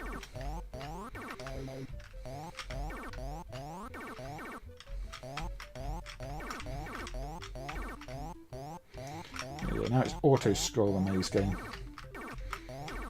But obviously, it's got a bunny. We're collecting carrots because he loves carrots. And he's very hungry. Yeah, it's a little cute, but like, I mean, you're not changing the colours of tiles, but, oh yeah, you have to use fire to jump up levels as well here. Now it's kind of Donkey Kong-like with something big. Well, more Congo Bongo, because Congo Bongo was isometric Donkey Kong, wasn't it? With a touch of Data East Treasure Island, because that's got all these tunnel things in it. Oops. Oops. That was a quick way to lose my credit. Let's try again. It's not the worst of the Italian Sakurai games. It's actually maybe it's a lot better than Money Money, I'd say. I mean, Money Money I was not impressed by. This, yeah, I can play this one. And, well, I say that I just jumped straight into a hole. Why are some of the holes blue?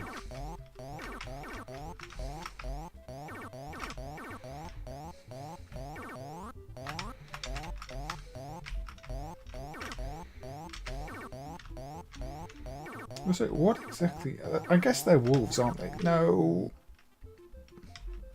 Okay, this is a bad run. Let's just jump into a hole. See, I thought rabbits like to jump down holes, but obviously this one does not. You change them from earth coloured to grass coloured. Yes, you do. That little audio glitch does annoy me. I'm fairly sure the PCB can't do that.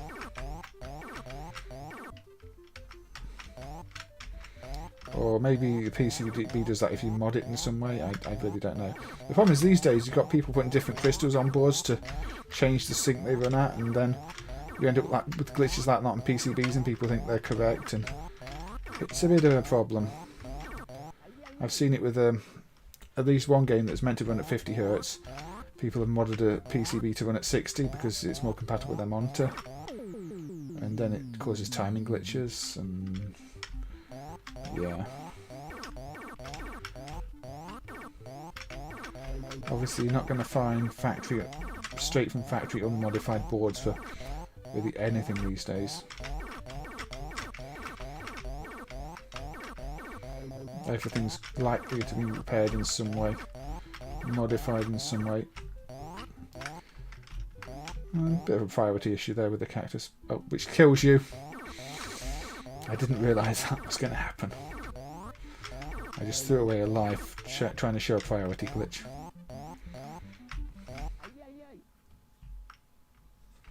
I did better the first time. Shall I try again? This will be the last credit on Jack Rabbit. We are currently on 2 hours 13 minutes, which gives us about another 50 minutes to play some other games.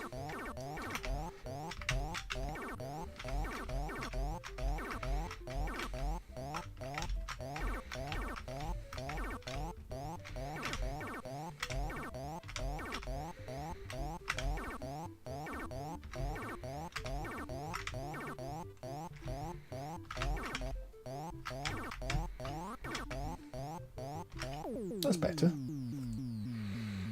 It's far better. I think we'll look at another Dizzy game after this.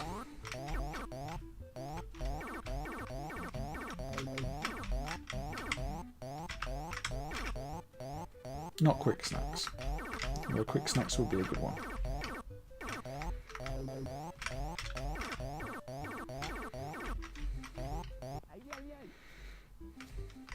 I don't like it sending me back to the start when I die. Also, the collision is a little suspect.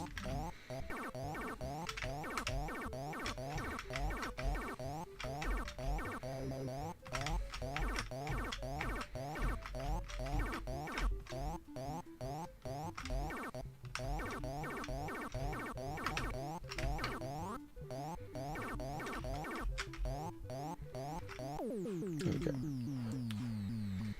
Right, so let's do the Donkey Kong-like level, or the Congo Bongo-like level.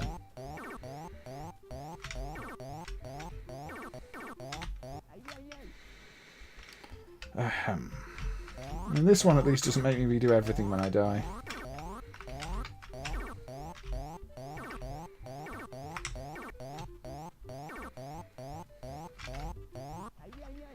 Although that was chasing me, and I still failed it. Okay, that was Jack Rabbit. Right.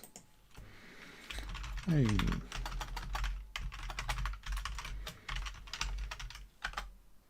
Again, I had to add this one to the software list because it is not in there. Though we could probably add it because it is a free download. Speed up. Now this has got 11 or 12 minutes of data on the tape. I'm speeding through it at about 1000% speed, but it is still going to take a little while to load.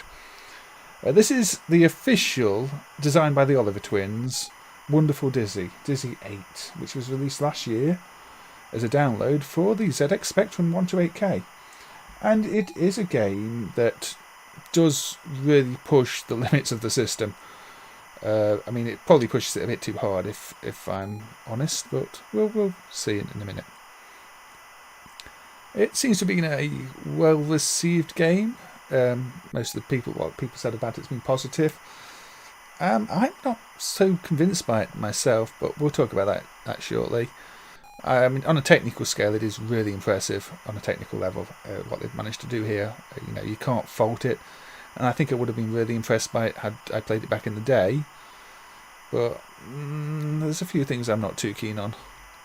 Right, I have to be careful here because I say this pushes the limit of the system, which actually means the end sequence of the game is loaded after you complete the game. So yeah, it pushes the limits of your eyes a little bit. That's one of the issues I have with it. There's a very distinct lack of clarity.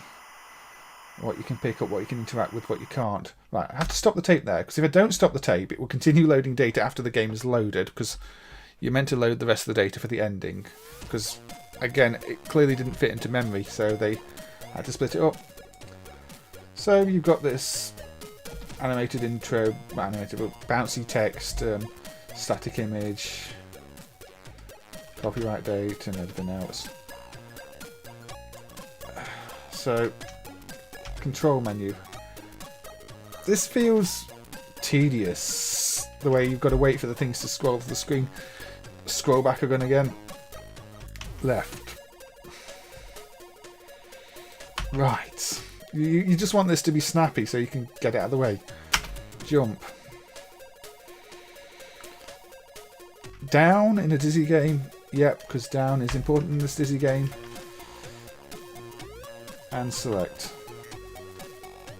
Yeah, there were quite a few that were long loaders. I think I remember SCI, Chase HQ2, being a really long loader too. Now it's very unlike any AY soundtrack you'll find. It doesn't sound like an AY producing the sound, so in that sense I'm impressed by what they've done with the sound. And its whole thing is themed around Wizard of Oz. So you start in black and white, and you'll instantly notice it's a really smooth 50 frames a second animation, which on a Spectrum is, you know, technically really impressive. You can talk to Pogi here, and yeah. So let's pick up the door handle. Let's actually pick up the door handle, and let's go out the door. So instantly, yeah, you have to do that every time you start the game. It's very colourful. It's giving lots of story. Now I'm fairly sure the slight pause here is because it's actually having to decompress assets on the fly just to fit them in memory. So, you know, collect the boots. And, yeah, it's telling me all about the Wicked Witch. And look, it even tries to excuse the colour clash with a part of the story. I don't really appreciate the fourth wall breaking too much. It feels a bit out of place. But yeah, and then she spawns in and has a chat with you. Technically, it's very impressive. She's stolen off Pogi there. She's run off with, you know, you go back into your house. Now it's in colour. You talk to this guy again. But yeah, it's too colourful to me. And look, we've got a yellow gate key. Now the yellow gate's not this way, but you know, you can go this way. This is the red gate, you see. The red brick road. You can't go in that door. You can drop a key if you You know, you can't go off the side of the screen. But, I mean, one of the things they have done with this is they've made Dizzy not so rolly. It still rolls a bit, but not as much. And when I was playing the other Dizzy game, I kind of highlighted the roll as one of the things that makes Dizzy dizzy. And I still feel that way.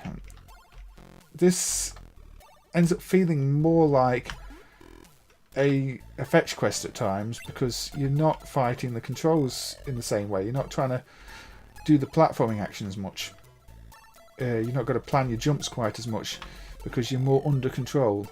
Now, I will give credit. The coins that you have to pick up, and you do need them all in the game, like pretty much every Dizzy game, they're not hidden behind things. So you're not constantly going like this, walking along, going like this, walking along, going like this, which was annoying in the older games. So they've done that right.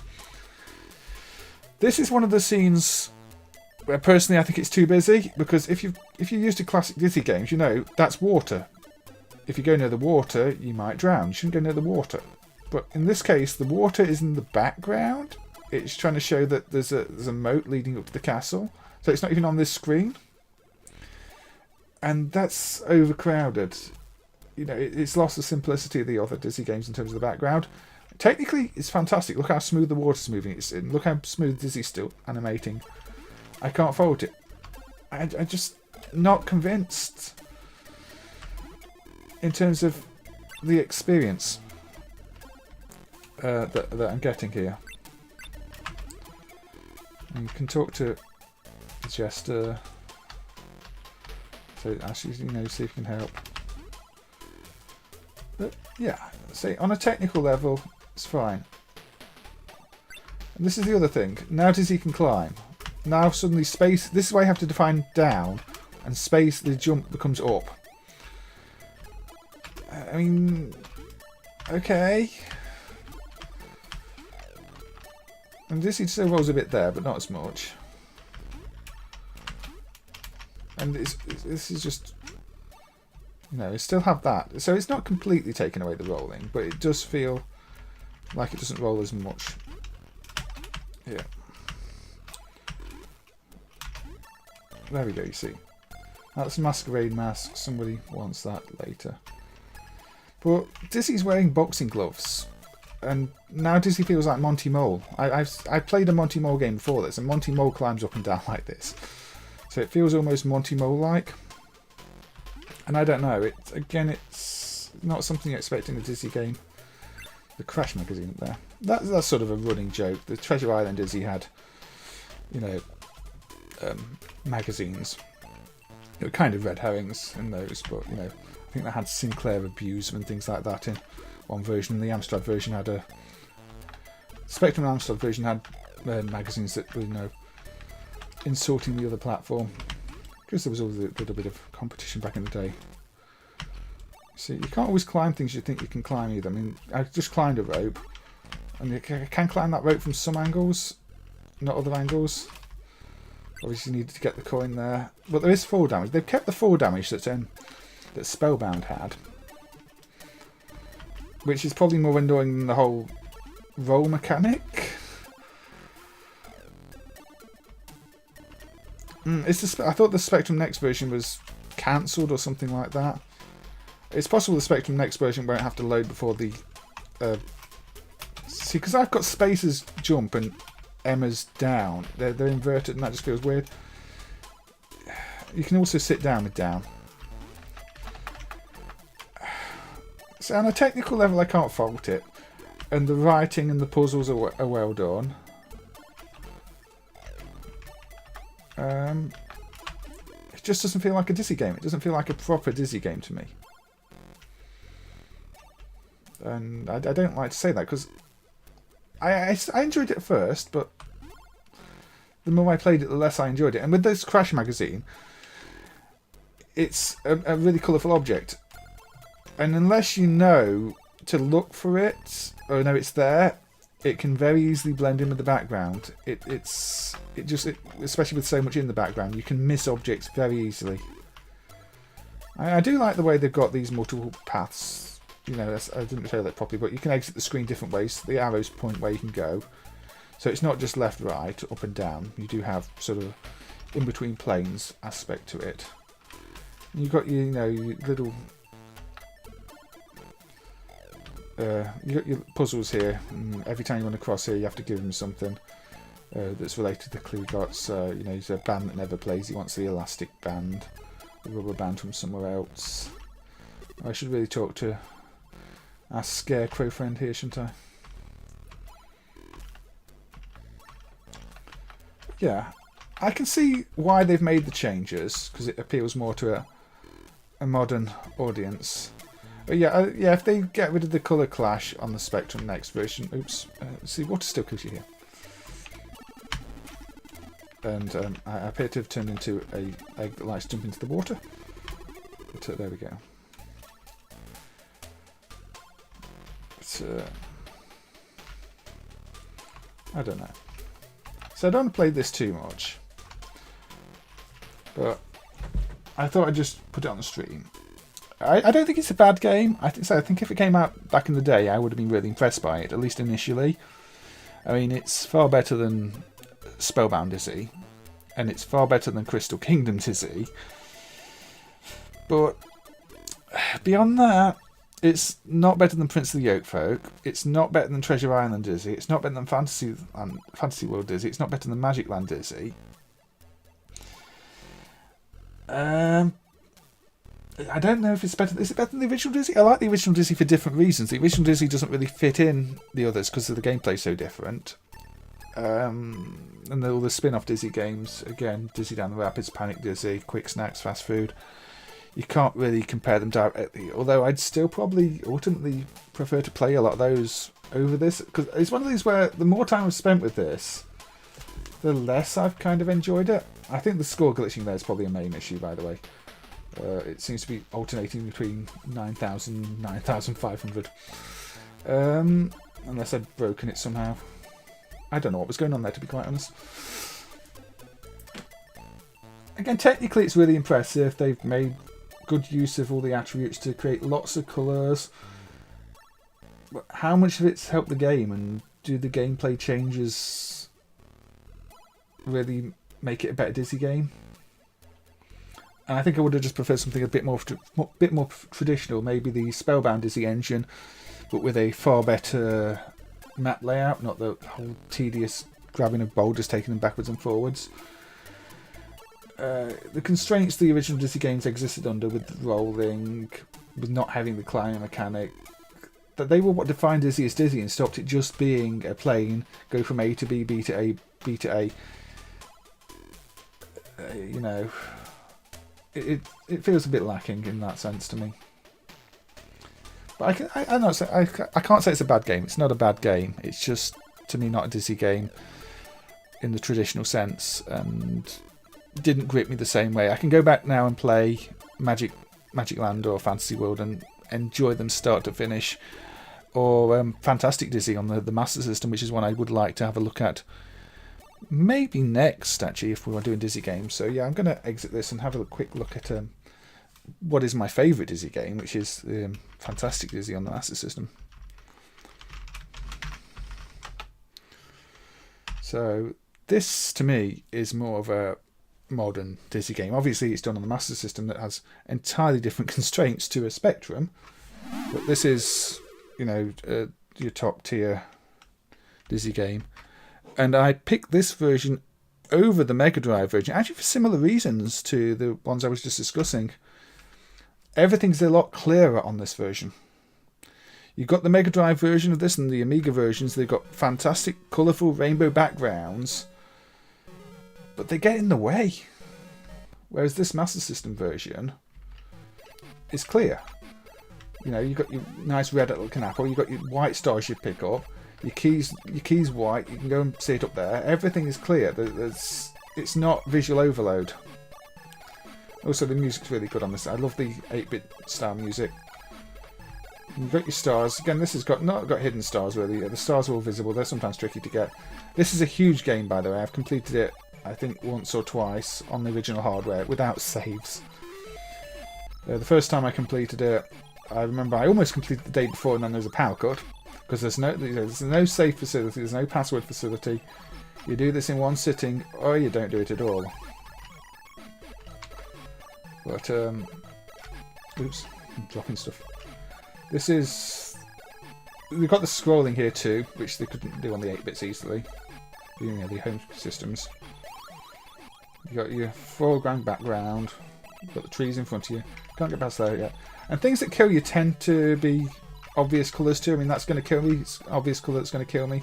Spiders are red, they're going to kill me. It's coherent. It's playable. I mean,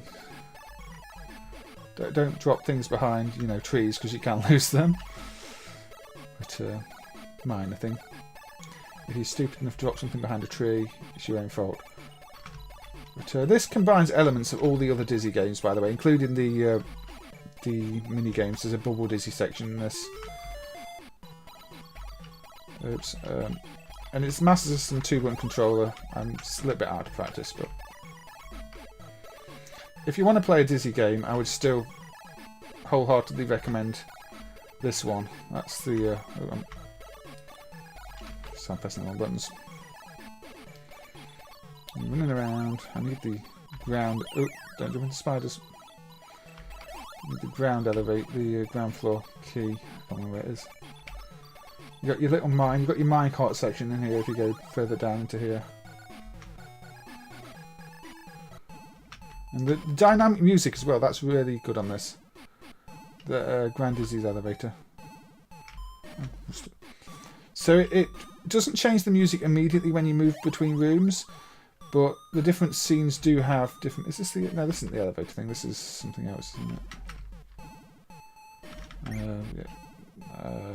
Yeah, this. But yeah, the each scene has got different music. So then having the mind, it's gone kind of spooky. Can't do much down here at the moment.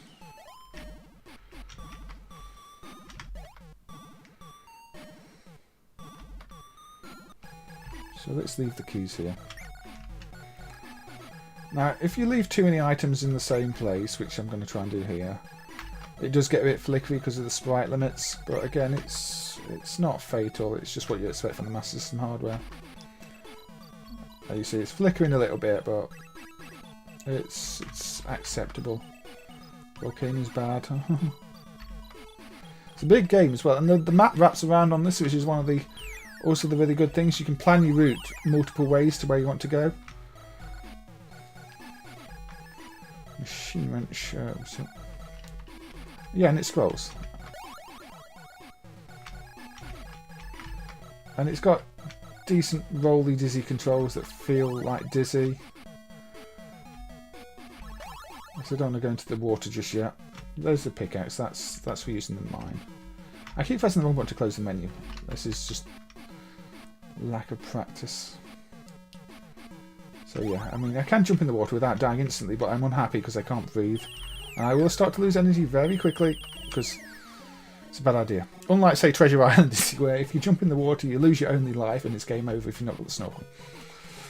But the later, Spellbound Dizzy has the sort of, you get a bit of oxygen system, and that was one of the good things about that game. This is just so much more jolly and fun. Oh, yeah, let's go actually down here. I don't know. If you ask me to play a Dizzy game... No, I don't use that here. Where do you use the pickaxe? I'm getting my puzzles mixed. It's been so long since I played this, I've forgotten where I use anything. I thought I used that there. I use it somewhere in the mine, don't I? Yeah, I've not played this in about 5 years. But,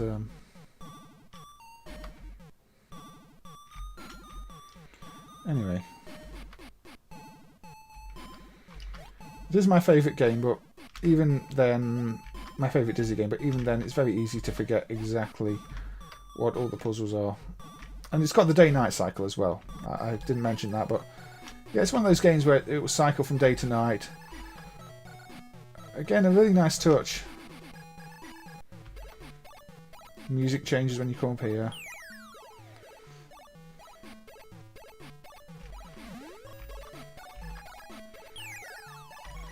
It does take a long time. Now with pitch black, you know, dead of night.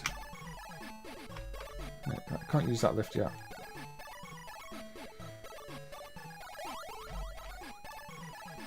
There's the ground floor elevator key.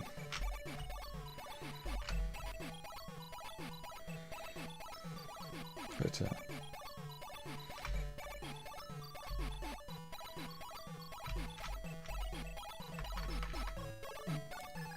there we go, you see. Now I can use the elevator. And I can go and get the weed killer that I dropped over there.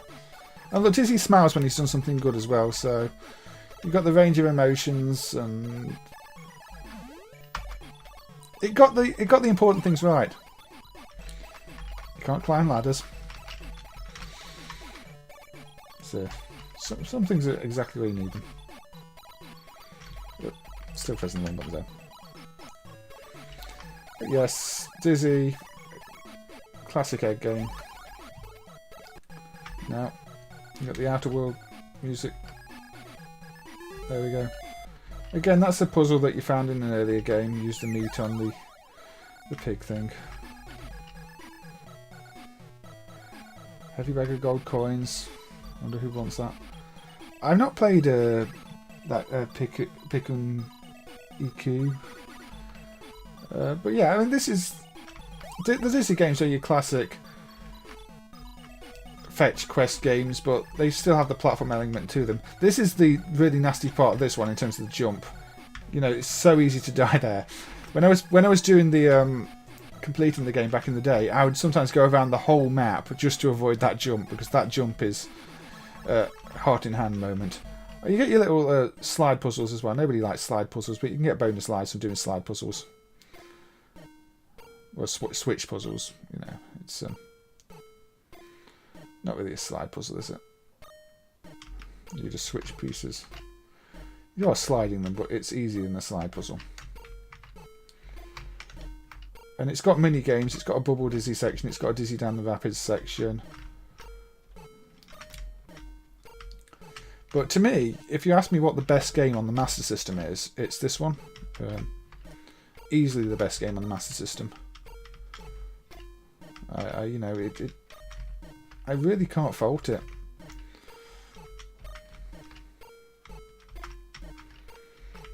And you know, that might just be, oh yeah, fanboy talking, but I think that's the problem with any new Dizzy game as well. The bar was set so high with this one and the previous ones.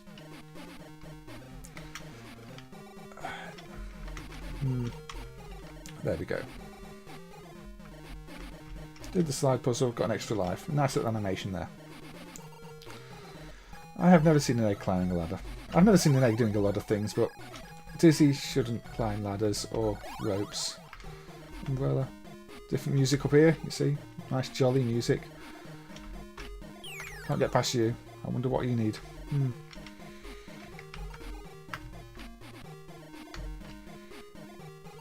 want some coins?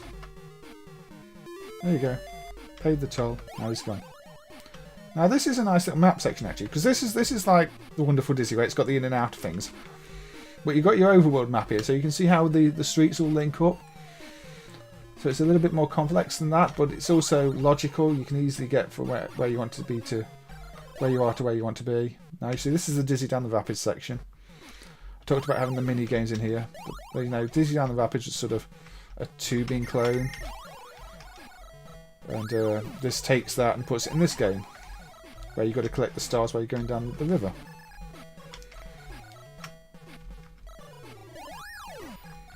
And there are loads of stars in it. They can count down from 250, isn't it? So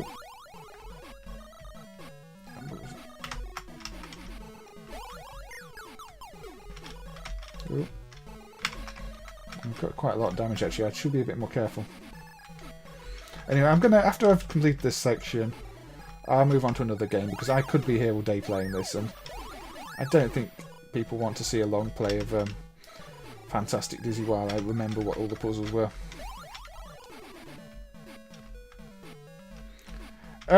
It was on a variety of platforms. It was on the Amiga, it was on the Mega Drive and others, but the Master System version is my favourite.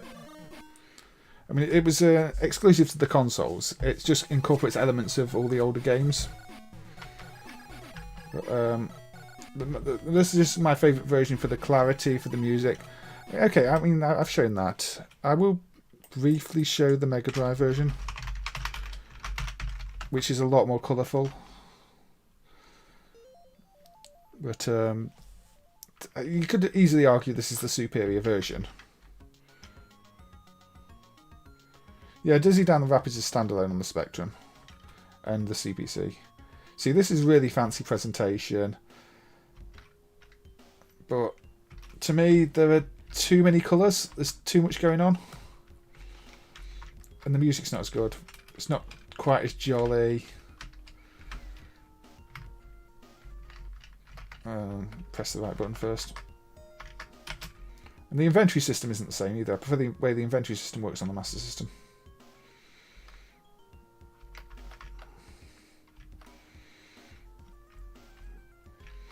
You see, look at the rainbow backgrounds. Sorry, I'm pressing the wrong buttons. Look at the rainbow backgrounds. Look at all the effect. Look at everything going on here.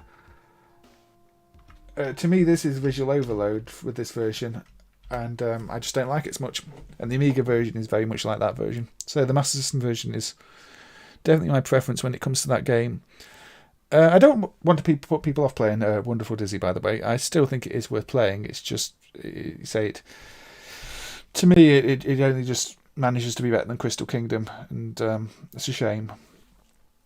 But well, that's a very colourful Mega Drive game. I think it's just the style of the game and the fact that you want to be able to focus on certain things, and that's just colours everywhere.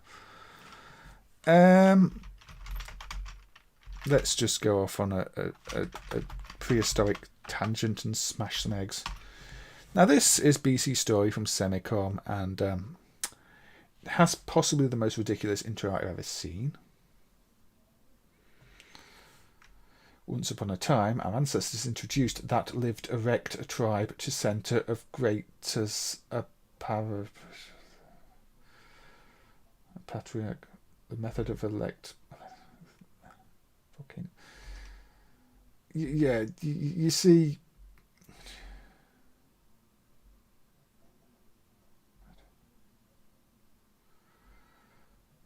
And then someday, finally, a volcano burst into eruption. So many people compete very keen with elected a patriarch at lost a 3 challenger lived final round.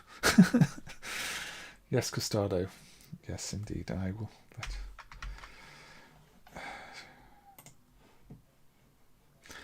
But you see, that story makes literally no sense.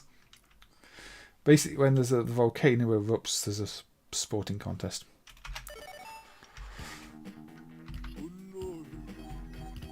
Now, we want a specific event here.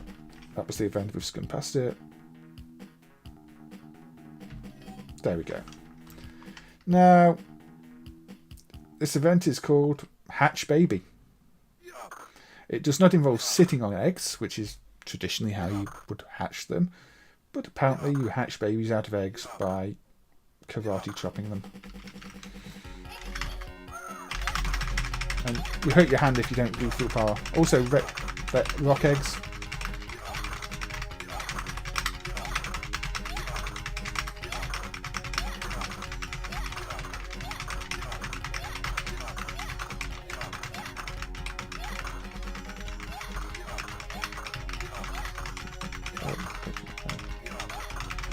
There we go. And I managed to do it.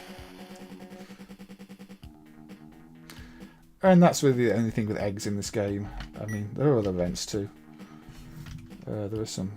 What event shall we go for? What event's this? Is this climbing? Oh, yes. This is the one that casually tells you to get white power.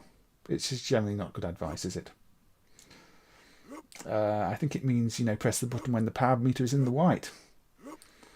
But Semicom and translations in this game were somewhat questionable. Also, it's quite difficult.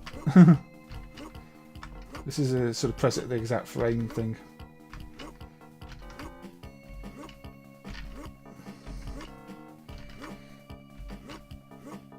And if you get enough in a row... I mean, it's a traditional sports game. It's actually a really good game, this, for a Korean budget sports game, but I think we've worn out the Easter theme on it already.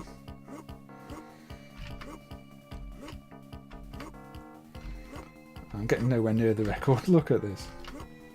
Might qualify. I might not qualify. Oh, I've qualified. There we go.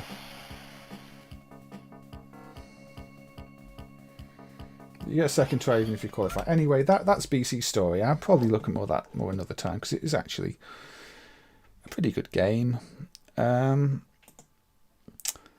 Right, where do I want to go?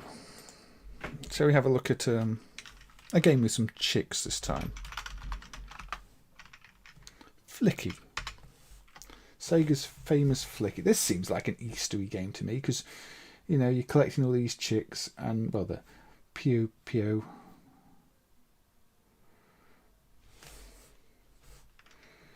Yeah. Everything in Korea was done on the cheap, wasn't it, for gaming, really? That's one of the things you notice with Korean games. This is Flicky, or if you pause this at the wrong time, there you go. Apparently it's not Flicky anymore, unfortunately. That is quite a bad title animation, isn't it?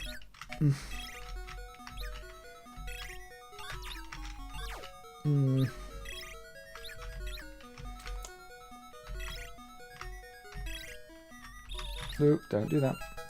Now this is one of those simple, addictive Sega System 1 games.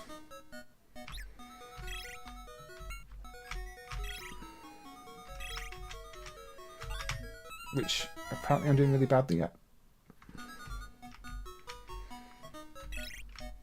It's got slight momentum in the movement, so it takes a while to get used to the movement in this game, which is what's catching me out.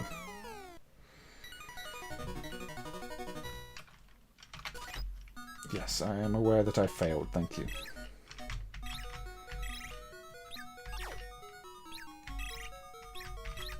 Let's take them there. Now, I've said before, Sonic Blast, Sonic 3D, Flicky's Island is much more a sequel to this than it is to Sonic. And the Flicky branding should have been a lot more heavily emphasised on that. I don't understand why in some territories it was completely removed. I think the game would have been much better received if it had just been marketed as a Flicky sequel. Because you are doing basically the same thing. You're collecting helpless little flickies. Well, not flickies, chicks and...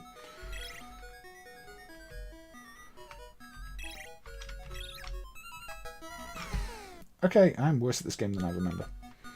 But in Flicky's Island, you're collecting the helpless little creatures and you're taking the exit. In this, you're collecting the helpless little creatures and taking the exit. That is the point. That is the gameplay in both games. That is what defines what they are.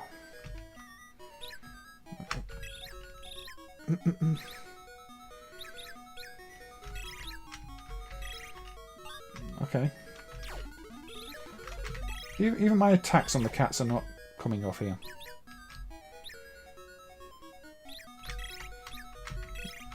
There we go.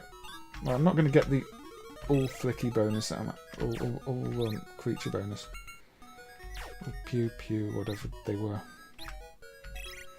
That's the thing. You try and get the maximum score, but it's much trickier to do that. That's your risk reward sort of type thing in this game. And round 2 is pathetic.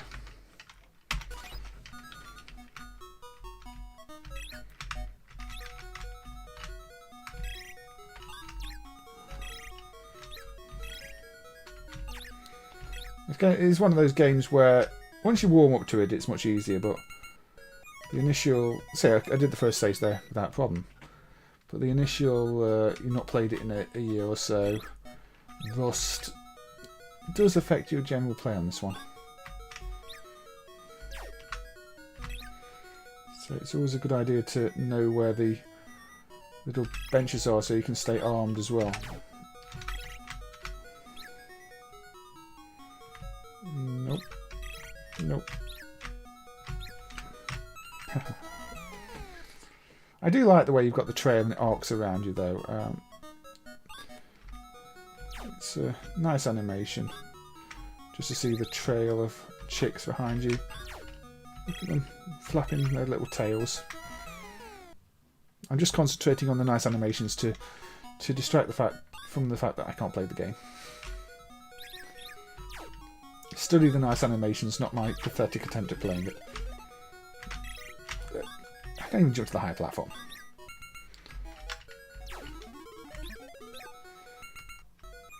There we go, I completed round 2. Just. We get a bonus round. We've got to catch chicks. It's kind of adorable, isn't it?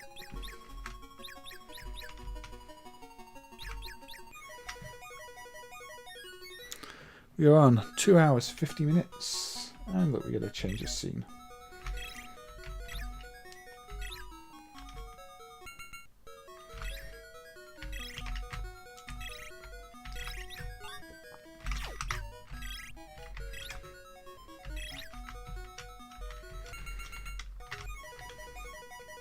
Down 4 was easy.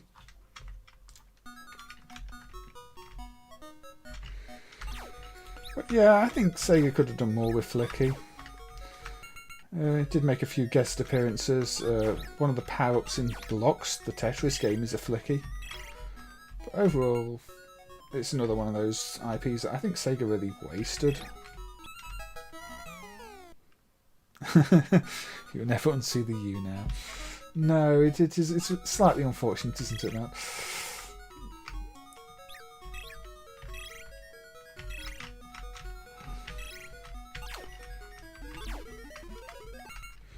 So definitely more likely to be graffitied than a Pac-Man, or a Puck-Man as it was.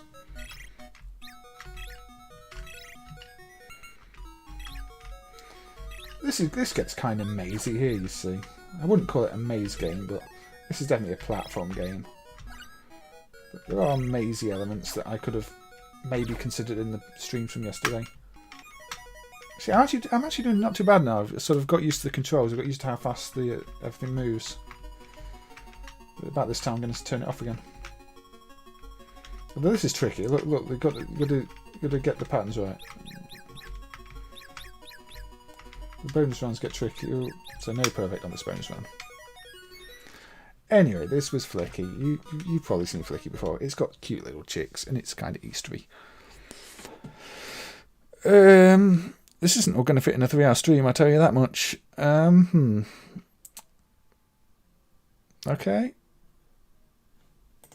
Oh, let's go with something beautifully awful.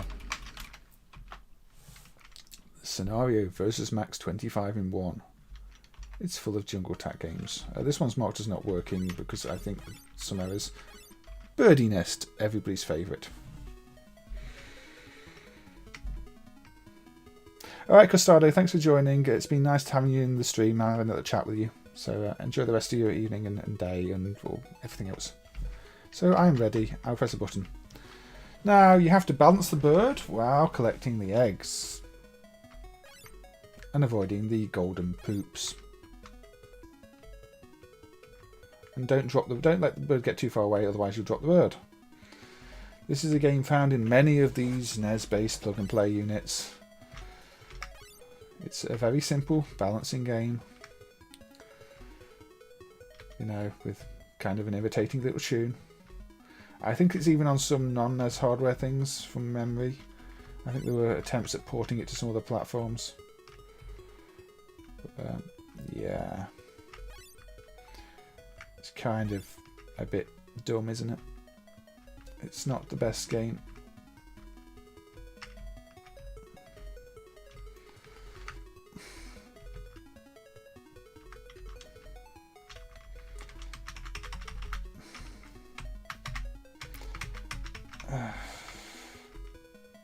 Oh yeah, you can wrap around. There you go.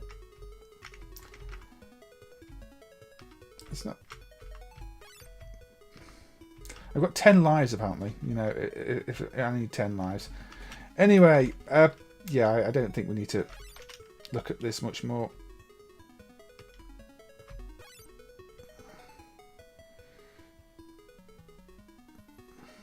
win. That's it. I won. I completed the game.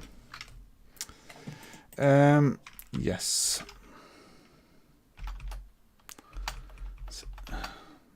So, I mean, we can have another look at something else on a different versus Maxx.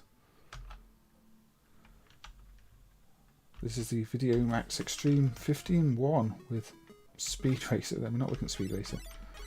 There's also Egg Catch. Your winner. Now this actually has a bit of momentum, like Flicky I just played. So you have to time it like. Once you work it out, it's quite easy. You just don't move too quickly, and you're fine. But yes, you're catching the eggs and avoiding the bombs. Again, this is your very simple plug and play gameplay. And you know, when I was looking at the rabbit jump one earlier, you can see how much more advanced it is than something like this, where you are literally just going backwards and forwards, catching eggs and not collecting bombs. And I think there you go. Fail. I got 20 eggs. I needed 30, so I lose a life. I mean, it's fairly well presented, this one, I have to say. I can't complain about the visuals. It's just incredibly simple. Yeah, those are bombs.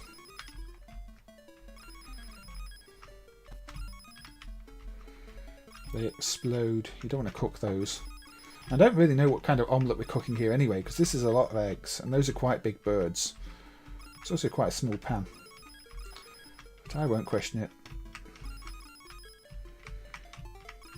But as a bonus game in between something else, this would be okay. As a game on its own, not sure. And there I bounced into a bomb. I got 31, but I hit a bomb rather than the timer expiring, so I failed. I think we've seen enough of that. I can look at another plug and play. Ah yes, let's stick with the complete and utter junk for now. This has no sound. I just want to put some of these on stream. I've looked at this plug and play before. This is the My Arcade Gamer Mini 116-1 low resolution handheld, running on Citronics ST2302U hardware. Its monitor's not working. Most of the games work. There's just no sound. Here we go. Rabbit versus Ice Cream. I mean, you know, Capcom had nothing with Marvel versus Capcom, did they? Rabbit versus Ice Cream. That's what they should have been going for. Because they are the two biggest rivals in the world ever, rabbits and ice cream. What is it? It's a very simple puzzle game. You have to turn the blue squares pink and the pink squares blue. It's actually quite a good game. The puzzles do get increasingly tricky. Like I say, there's meant to be a little jingle playing until before you can move. It's just not obvious. But there you go. Yes. Like I say. Now, it just kind of introduces you to mechanics slowly. Now here you see, oh, I don't want to go there, I want to go there, I can't go there, I can't go there. Oh, I've messed it up. Oh, I don't want to do this. You can swap between them by pressing the button. But I can jump on that, but I can't. Oh, sorry. So I can go there, I can go there, I can go there. I can get that one that way, and then I can get that one. I can't get that one that way because I've got to clear that first. I'm pressing the restart button when I meant to not press the restart button.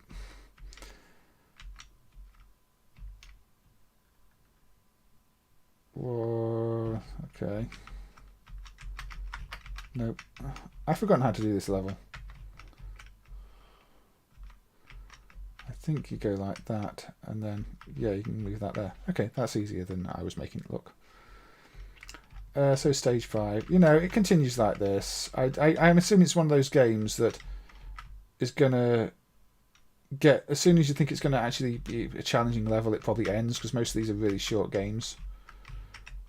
But yes, Rabbit versus Ice Cream. There are different tile types that have different meanings. Some of them won't change colour like these ones. so that only blue can ever jump on them. It's not too bad. If, you know, that's what you're expecting.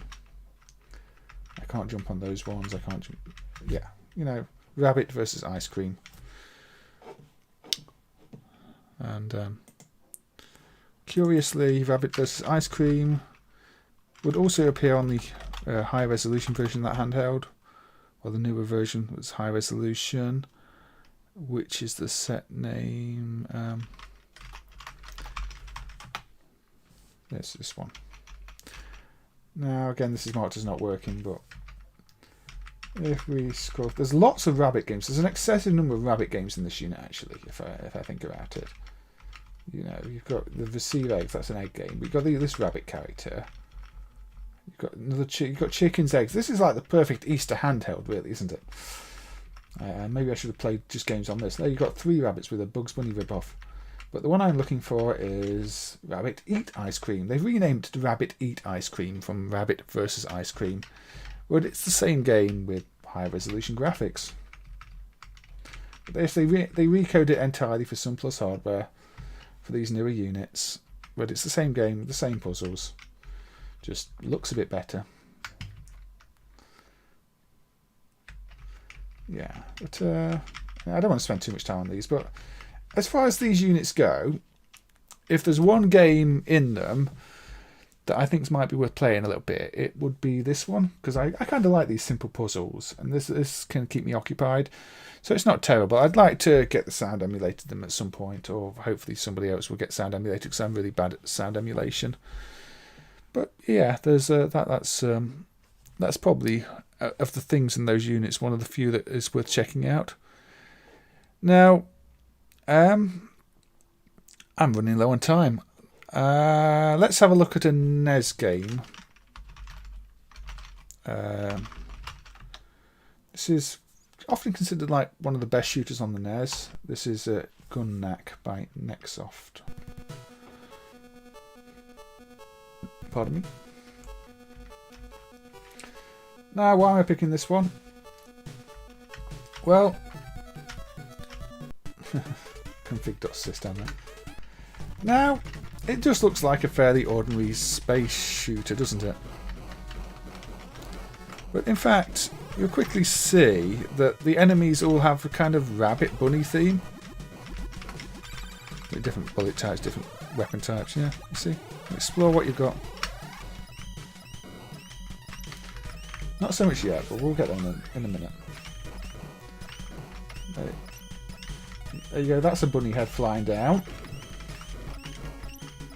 There's some carrots.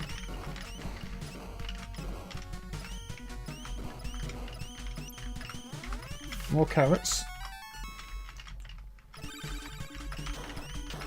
So yeah, this is not only like a really good NES shooter, it's got a bit of a bunny theme to it too. So you know, I kind of had to feature it, didn't I? There you go, some bunnies to shoot here.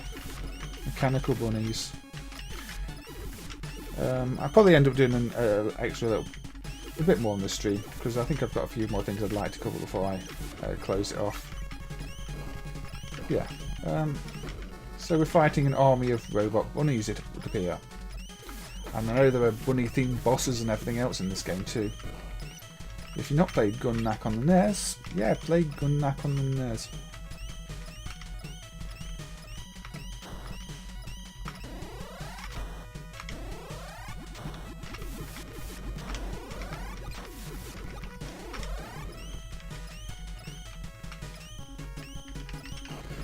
The Japanese version has much better sprites, does it? I didn't know that. I didn't know they'd changed the sprites on between the versions. I've not actually played the Japanese version. But it's definitely got a bunny theme going on, hasn't it?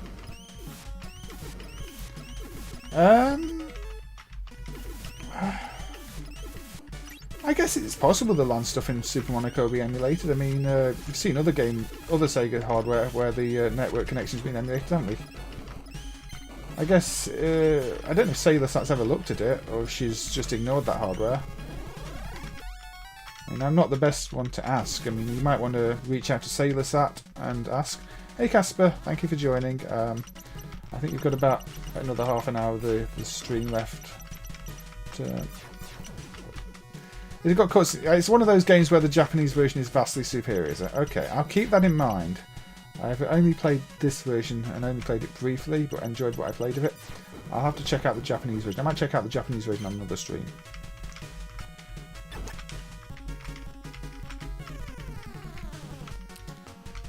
Fighting packs of cigarettes that shoot cigarette missiles. Okay. Does it still have the bunnies? Because if it didn't have the bunnies, this version is obviously far superior. No, I'm here for the bunnies in this game.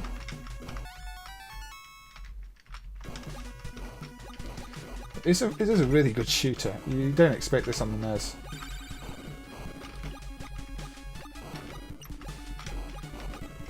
Alright, so that's the bunnies then. That's okay. That's okay. So, I'm not going to play too much more of this because I've kind of shown what I wanted to show, which is it's got bunnies in it. But it's kind of a bit addictive, so I don't know. I hope everybody's okay with me mostly looking at non-arcade stuff in the stream. It's just there's so much more interesting non-arcade stuff that's kind of bunny themed than the arcade games. And I've got Waku Waku 7 on the potential arcade list for the the giant bunny, but and Eggventure, Kyle Hodgett's badness if I'm desperate. In fact, shall we go with Eggventure? Shall we just get Eggventure out of the way? I don't want to play this.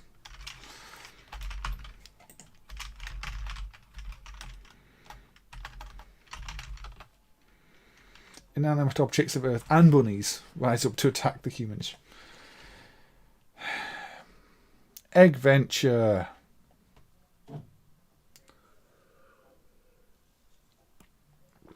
Kyle even has his name as the first name in the high score list.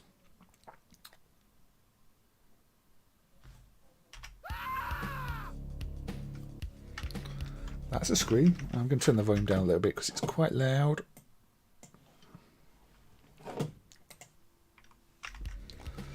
Press start. A line gun.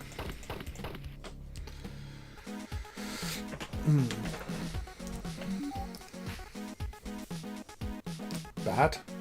Good. You can only shoot the bad ones. See, when it says bad, it means you're meant to shoot them, not it's bad to shoot them. They're bad eggs. Again, warning signs can be interpreted in many different ways.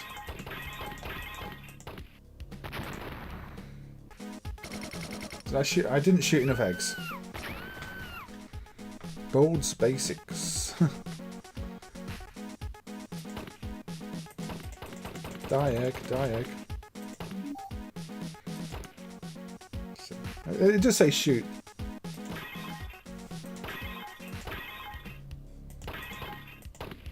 I'm not very good at gun games, by the way. You will see this. Well, most games, but gun games require quick reactions, and yeah. Apparently gun games are easy on the mouse sometimes. Did I shoot enough this time? So, this is not going well. I mean, as far as Kyle Hodgett's games can go, this is probably the best one he ever did. It is actually playable. Oops.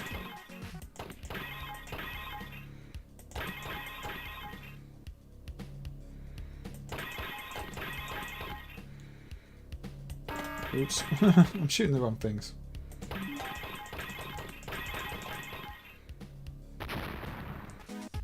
I had to get 13. I got 18 this time. But I lose the life because I shot the other eggs. Yep. What else do we have to do? Obviously we start in Australia because, you know, Kaya was from Australia. So this is Australian software. Can I shoot fish? Before they get the eggs. There we go. You see, you've got to shoot, you've got to defend your eggs. At least they're sensible eggs, and they've got snorkels. I mean, they probably learnt that off Dizzy, didn't they?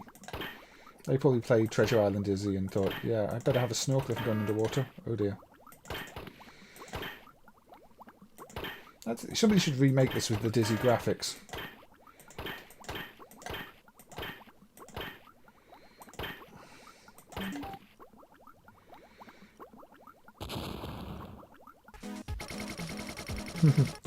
No, it wouldn't surprise me either. I'll continue. Just this once. Because there's a fair bit of variety in the stages here at least as well, so...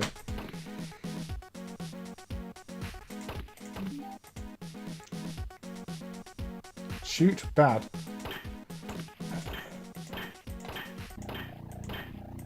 Oops, I shot the egg.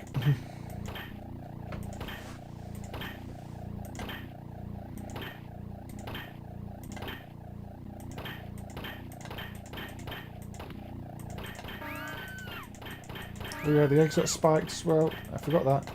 If you don't do it quickly enough, they don't just scroll off the screen, they get spiked. This is kind of sounding really bad.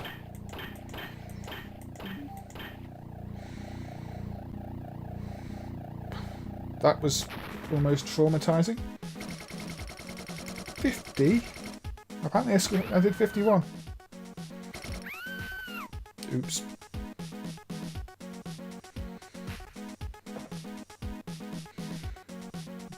Back in the middle of the ocean, are we? See, I don't like the way it's bad there under shoot. The colour scheme kind of makes you, if you don't read it properly, you think you're not meant to shoot those because it would be bad to shoot them.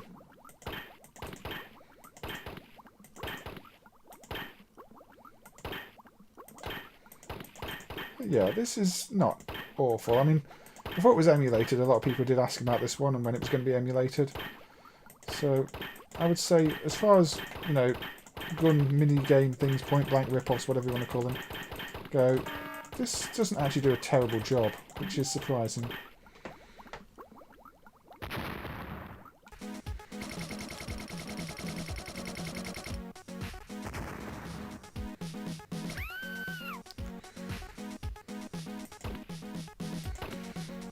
Honolulu.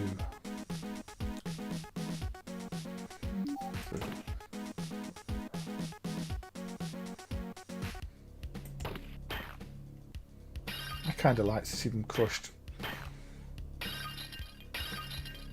Looks like they've kind of turned into hamburgers, although I know that's just the yolk on top of a crushed. Yeah, they're all dead. I mean, you can stop dropping weights on them now. Can I shoot the sun? The trees? And that's a shame. There's no like background destruction or anything else. I know I didn't do very well there.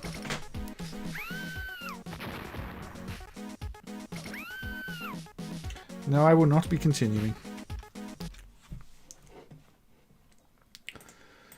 Right, back to the PlayStation.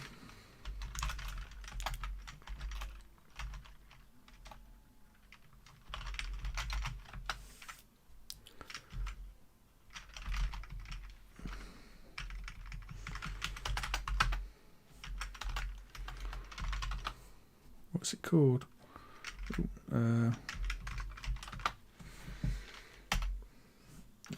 How long is this going to be? Yes, I think Dizzy would also be quite traumatised watching that. Probably not Dizzy Yoke Folk family friendly, that one. Here we have Giant Mechanical Jumping Bunny. Don't think we need the intro, do we? Exact. Jumping Flash 2! Big Trouble in Little Moo! Big Trouble in Little Moo. There you go. Big Mechanical Jumping Bunny.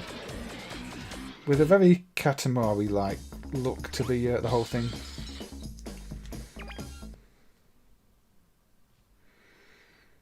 Now save the Moo Moos and go to the exit. Let's do it!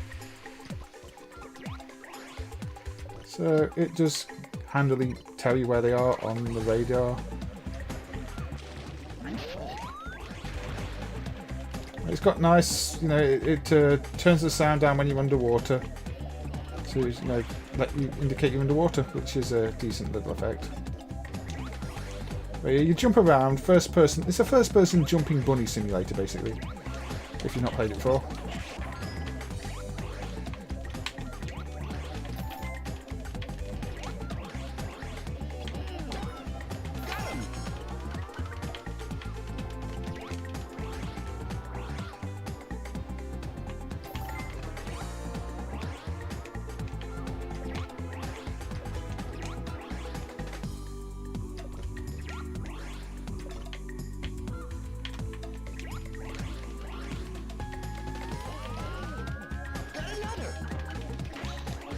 But yeah, I think this game needs a proper reboot.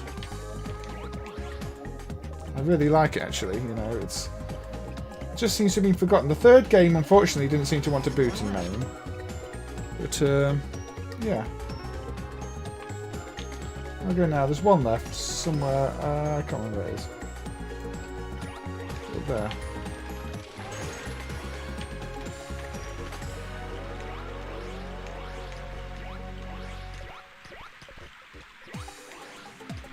This was something else here, wasn't it?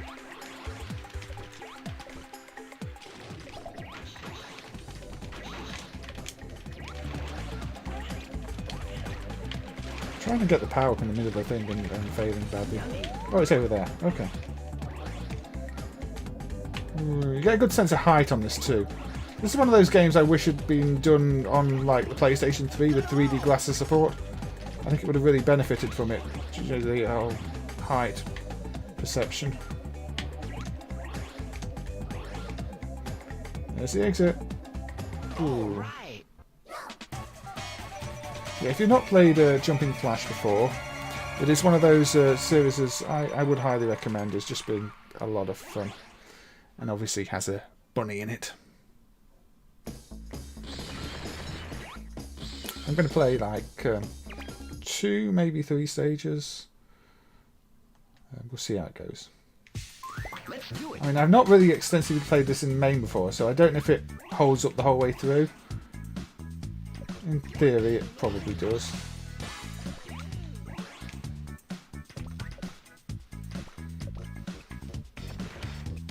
Where is the Moo?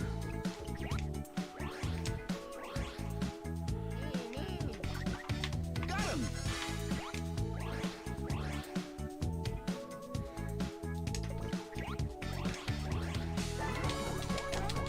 Yummy.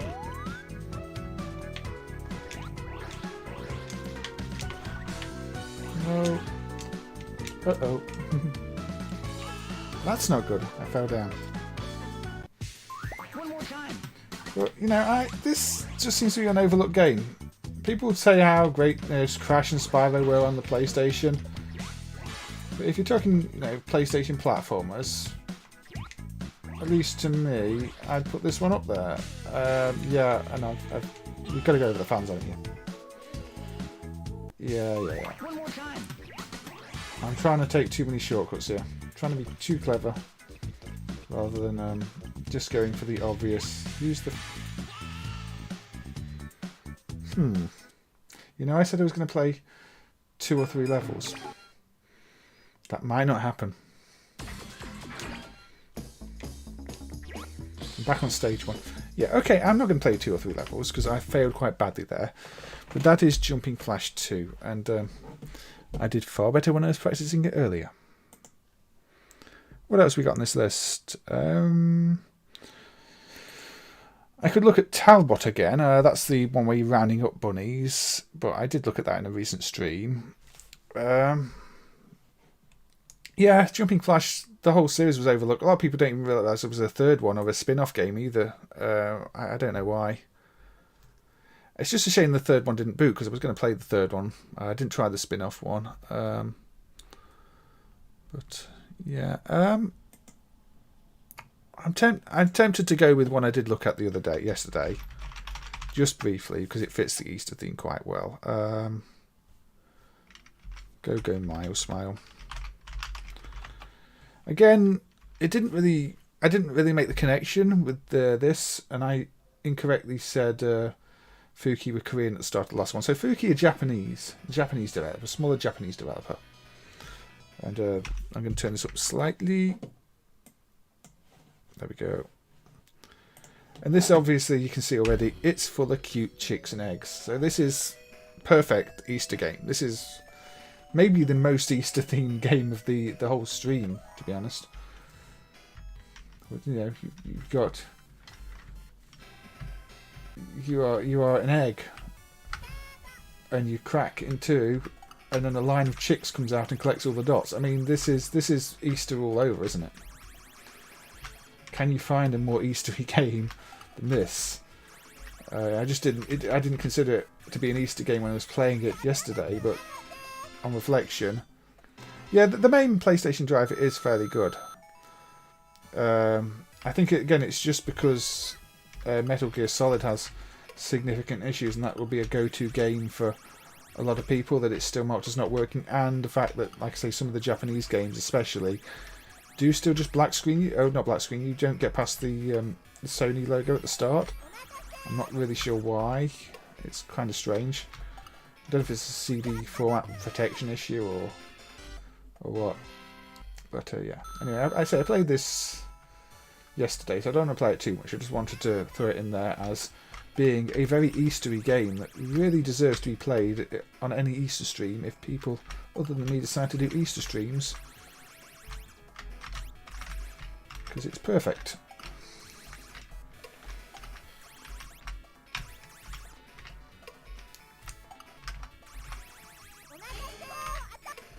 Special and then waste it. I think special means I can go and chomp those with my multicoloured chicks. Oh, I seem to get the dots though.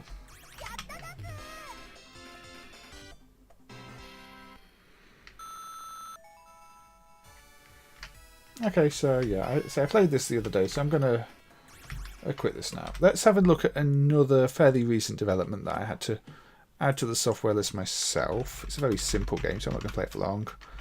But it's egg themed. This is for the Mega Drive, Genesis. This is by Ludoscience and Minor Scale. This is Break an Egg. I think it's from the last few years. It's a pay what you want thing on itch.io. It's just a very simple get the eggs in the basket. It kind of feels like one of those games that belongs on the plug and play units. But this is on Mega Drive hardware.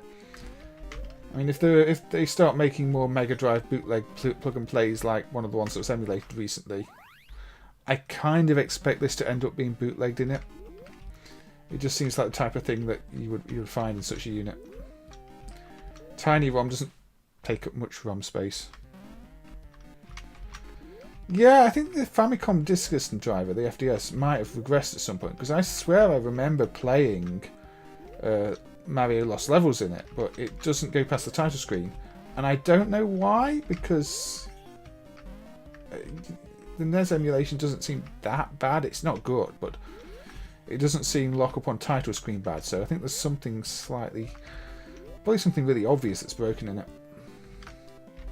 It definitely loads the game properly and then just hangs. Like there's a stuck interrupt maybe.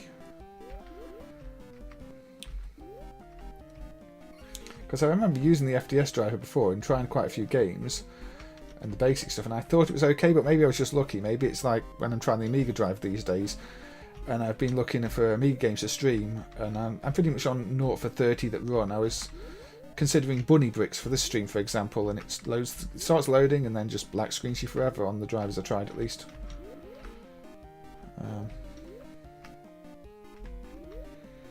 I know the Amiga can be a bit fussy about which system you run on, but I tried what I would have thought would be the obvious one for running them on. Yeah, the 500 and the 500 plus. I didn't get anywhere. And I know my Amiga pretty well, I had one back in the day. But yeah, this is a simple score challenge game. You're trying to beat your own score without dropping the eggs. You've got your jump control, you've just got to get them in the basket. I mean, I wouldn't say NES was good, like I say. It's passable. There's certain cases, when I've been looking at these plug and play games, where the base NES emulation has let me down. But yeah, this one is available on itch.io, drludus.itch.io, and you can pay what you want for it, including nothing if you don't want to pay anything. I think the recommended is like $2 if you want a very simple high score challenge Mega Drive game to download. I just thought I'd put that on there as, you know, a community thing. Okay. This stream is definitely running on a bit. Baku Baku Animal STV hardware.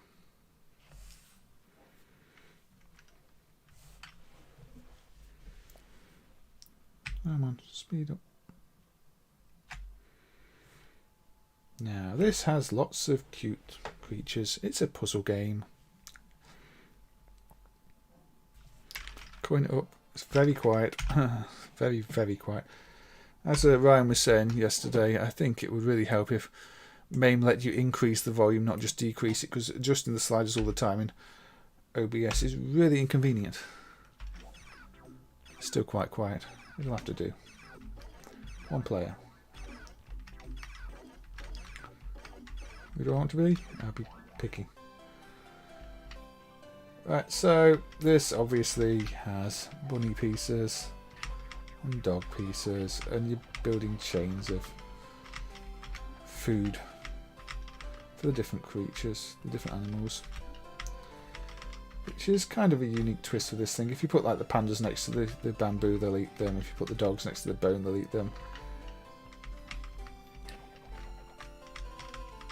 And that's how you build your chains in this one. See, the monkey will now eat those too. And we all know what the rabbit's going to eat, don't we? So the rabbit's going to eat the carrots. Well, that rabbit's not going to eat any carrots because I've put it nowhere near the carrot. It requires a bit more thinking than a lot of puzzle games until you get used to it, at least. Now, so there we go. There we've got some bunnies eating carrots. So, not especially Easter themed, but do you even get dogs in this? I can't remember. Maybe not. Oh yeah, we get a dog eventually. Eventually.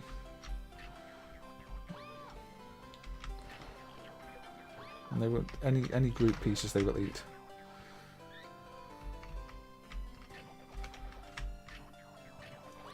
This also came out on the Game Gear of all things. But I don't know if it came out in many other places. There we go. I won. But, yeah, the only real connection to Easter on this is the bunny pieces and the carrot pieces.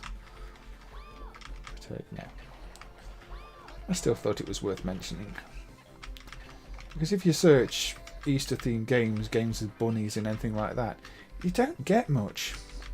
You get the Tiny Toon games, which I've not actually got around to yet. And there's some good Tiny Toon games. But there's a lot of games with bunnies and eggs in that just aren't on those lists. Which is one of the reasons I thought, you know, I'll do this little stream. See what I can cover. Now, you're a hungry bunny, aren't you? There we go. You're also meant to make chains, which I'm failing to do, like any puzzle game like this. But this one runs well in the STV driver. It's another one I might come back to on a puzzle stream. Oh, I got rid of all the those. And I think it's an original concept. I can't think of any other games with this exact same gameplay twist. And again, that's what I look for in puzzle games. It's like, is there another game that does the same thing? If there isn't, it gets added to my list of puzzle games that deliver an experience nothing else does. Be it good or bad. In this case, it's somewhere in the middle. It's definitely not my favourite puzzle game. It's too easy to end up in a situation where you can't do anything. But it's not terrible looking, a bit pre-rendered, but STV hardware doesn't do a too bad job on the pre-rendered. There you go, a bit of Baku Baku Animal.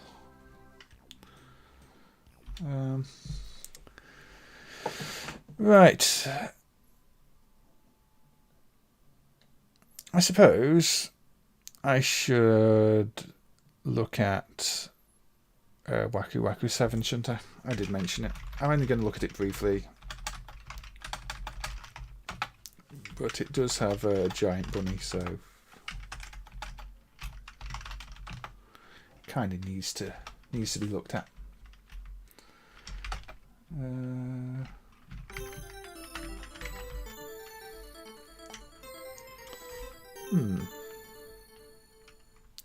We are on 3.5 hours now, so okay. I'd probably do one more game after this. And only briefly. So here we go. Waku Waku 7. Oh, it's very loud. Sorry. I will have to turn that down a bit. Again, I turned it up for the STV game. Yeah.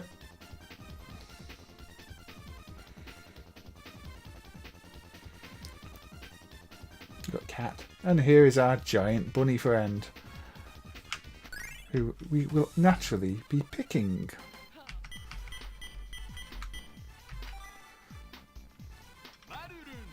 Maruru.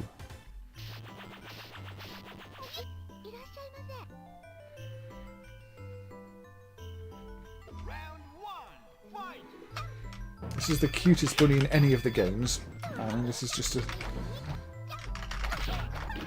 This is a special bunny. It's just so well animated too. And it's pinky purple.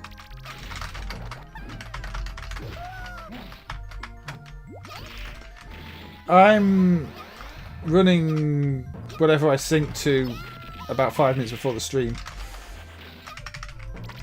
which is not always the best idea, but you know, it caught me out last time when I didn't have the updated instrument file for the Master System to run, but I try and just use the latest whenever I can, and if it fails, it fails, and then I get to report broke. Although so far we've been pretty good today, I think. I've not encountered any real major issues. I did find 1 or 2 games didn't run the current build before stream, but they're not ones I was going to stream anyway. They were just ones I was having a look at. I've not noticed an issue with the FM cores in Neo Geo. I thought... I know the sound has probably changed a bit, but I don't really think it's changed for the worse. I think people maybe are just expecting it to sound like it did before, when the sound is intentionally changed. But overall, when I've tested the FM stuff, it sounded a lot better. There was an issue with a few games in the latest build, but I don't think it really affected the Neo Geo ones in the way I'd noticed. But maybe it did. But I didn't notice. It did cut off a few sounds in was it Sonic, apparently, on the Mega Drive. And a few others.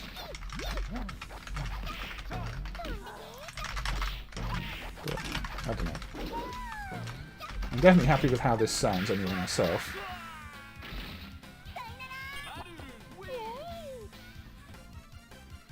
Maru doesn't eat humans, you should know that.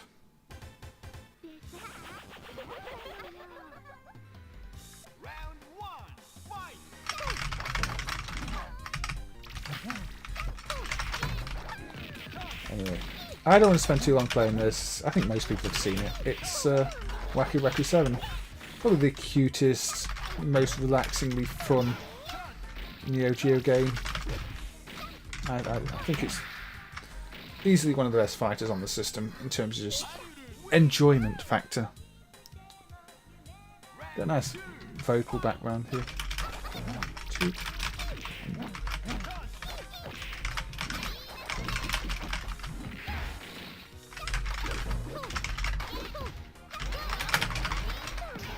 You will not attack me.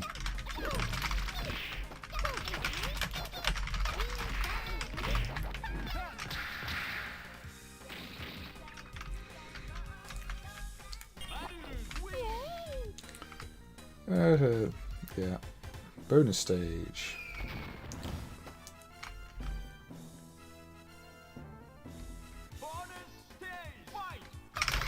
Very wacky game.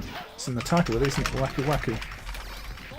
Yeah, this is another Sunsoft one. I mean, they also did Galaxy Fight on the Neo Geo, which is a much less enjoyable game. It just seems far too difficult. Although it does push the hardware in terms of all the raster effects it uses on the ground and everything. So, you know, technically, it's an impressive one. Oh, I lost.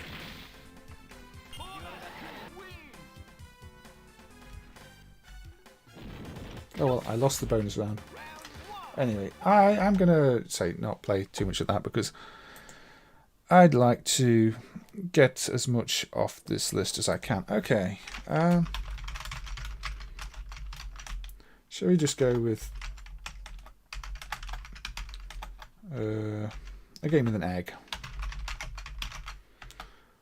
Doki Doki Penguin Land 85 Sega on an SG-1000 adapted to arcade use. Very odd to see Sega use such primitive hardware in the arcades, but it had a few important games on it, and this is not necessarily the important game.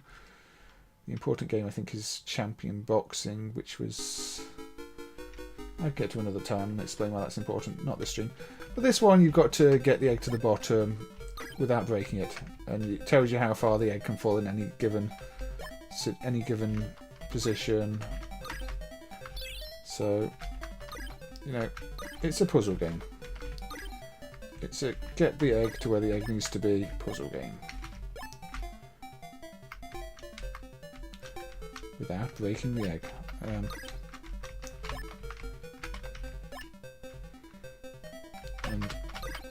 there we go. No, oh dear.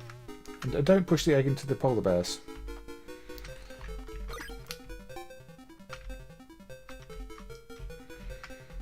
So there are multiple approaches you can take.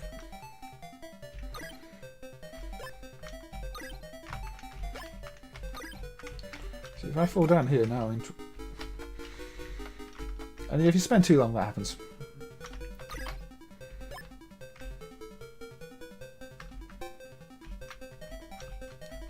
I don't think anybody's mentioned the bunny themed t-shirt, but yes, I did intentionally wear the bunny themed t-shirt. Thank you for noticing. I do try and do things like that as a little, you know, a little secret, a little Easter egg of my own, let's say.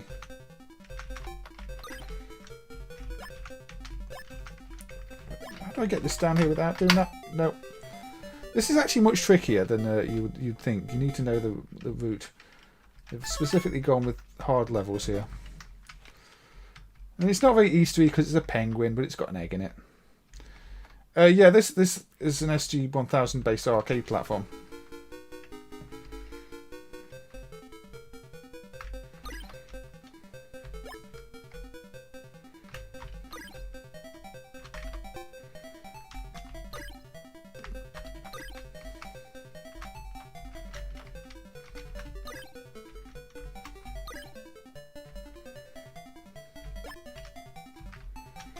What am I doing here?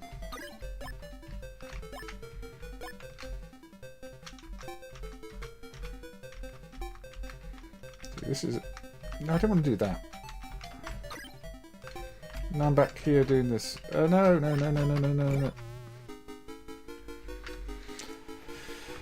Dear me. Why do I have to be so bad at this game? Can't they make games that are easy enough? Oh, I've messed it up now anyway. I can't get back up there, can I? No. Oh, okay. Let's pretend I didn't play that.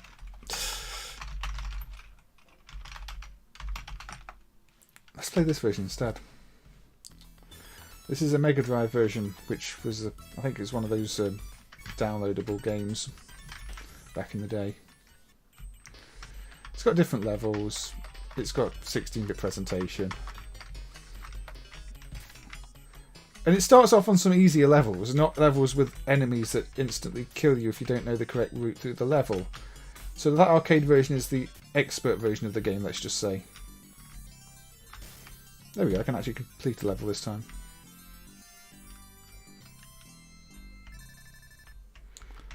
I can put the SG-1000 version on in a minute if you want. I dropped it too far. Don't do that. It's a silly thing to do. Again, this starts off with a much simpler level that you actually stand a chance of doing even if you're bad at the game. Now, for some reason the height limit doesn't matter when you get to the house. I guess because they've got nice carpet or something like that. But I think this Mega Drive version tends to get overlooked because it wasn't really a standalone cartridge release. It was one of those, I think, Sega Channel ones. Oh yeah, you got your animated platform.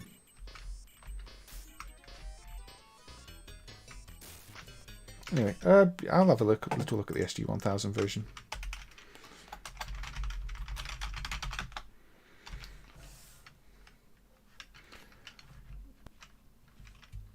Now this does start with the same difficult level actually, doesn't it? The SG-1000 version is basically the same. Yeah, it looks the same as the arcade, it just doesn't take credits.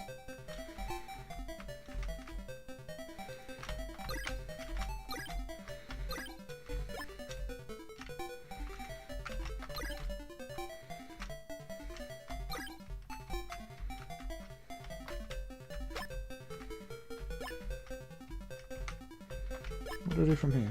I think I've messed this up now.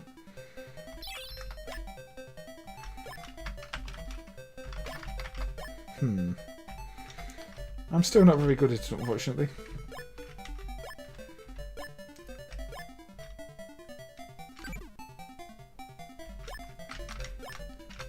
Yeah, I can't get the egg now. Oh dear. Oh no, I can wrap around. I didn't realise that. You can wrap around the screen. Sorry, that's a handy mechanic. Although, it still means I've got to get to the egg again, which I'm not sure I can do. Well, I can't do it now because there's something coming for the egg. Yeah. Anyway, that's the SG-1000 version. It also got released on the Master System. Just as Penguin Land.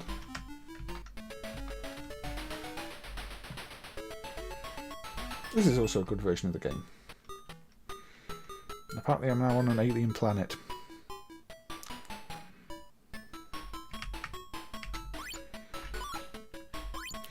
But yeah. I think again this series deserves more recognition than it gets. To me, these are really good puzzle games. I mean, the fact I'm bad at them is kind of irrelevant.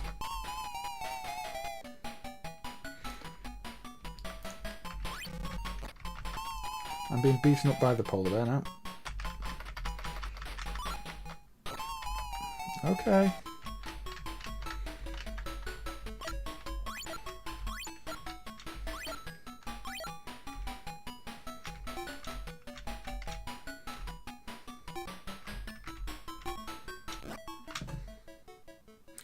Yes, I believe it. Actually, is it? It's not using it at the moment because I've not got it enabled, so I don't know. If I load up the original Master System,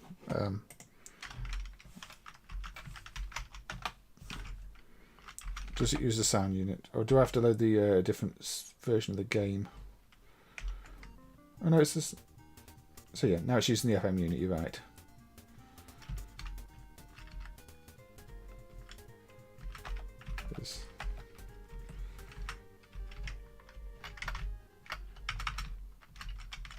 Yeah, see, I can turn off the SM. So yeah, it's all on the FM unit.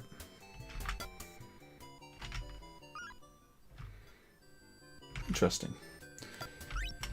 Yeah, it's a shame they dropped the FM unit for the export Master System. I think a lot of Master System games would have sounded better if they hadn't. But yeah, they did. Right, there's not much left in my list now. Very little left in my list now.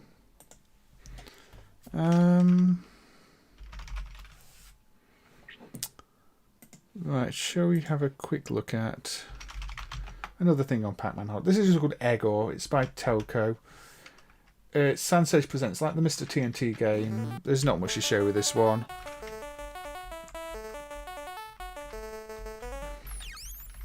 Maze game, you go around, you shoot all the eggs. This is literally it.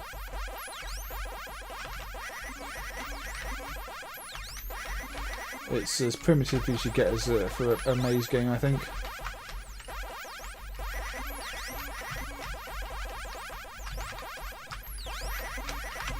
Don't really think anybody is going to play this for an extended period of time.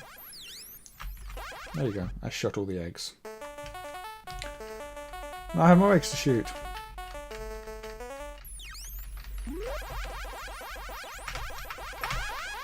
Yeah, it's not really worth playing, is it?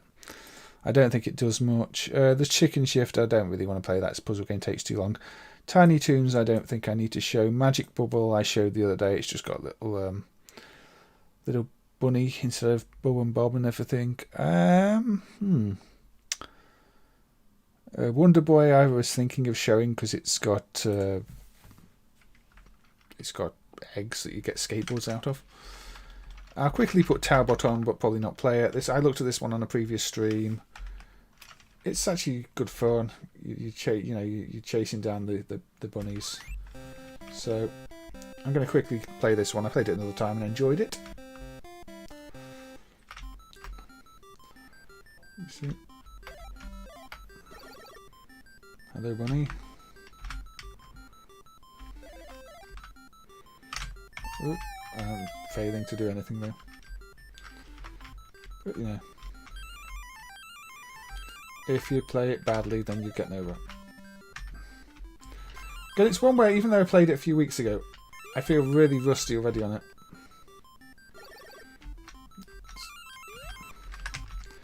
Yeah, let's take the bunny into the pen.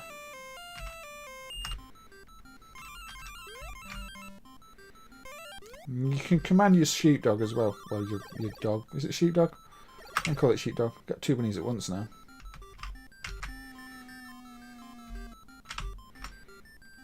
Got three bunnies. Uh-oh. Oh, not got three bunnies anymore. I got greedy.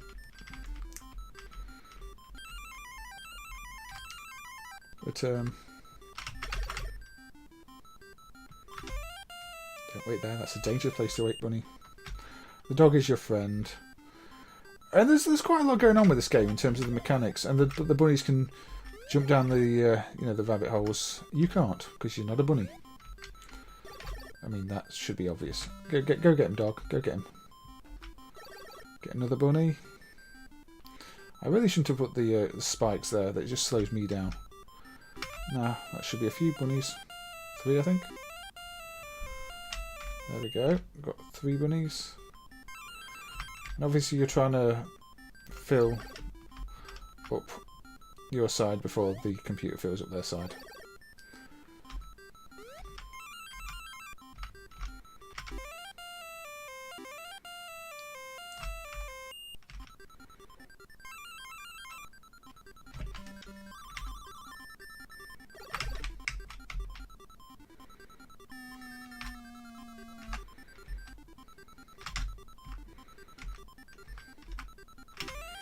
There we go. I won. I got 8. The computer got 2. Move on to the next round. So you get the idea. This one is actually a lot of fun. I did play it quite a bit on another stream, so I don't want to spend too long on it. But in terms of an Easter egg game with bunnies, yeah, this fits the bill. I would have played this earlier had I not already played it recently, but I'm winding down things now a little bit, so I think I will finish off by simply looking at... I'm not going to do Hatch Catch, it's not related in any way, it's just got Hatch in the name, so I thought that'd be funny, but I'm not going to do the other PDC games. So yeah, I'm going to wind down with a nice, simple... sort of a celebration of things that happened last year, really, isn't it? We're going to go with Nintendo's Game & Watch Egg. And the inputs are IKED. I can do that. So yeah, this is just, catch the eggs and stop them hitting the ground. It's got eggs and it's got chickens. And therefore, it is the most Easter-y of the Game & Watch games. And it's always good to show these off in MAME because they just look so good. I mean, the artwork is just beautiful. I think Egg got updated artwork as well towards the end of the year, unless I'm mistaken. Because I think it was one of the early ones that was done initially before the art techniques were fully developed.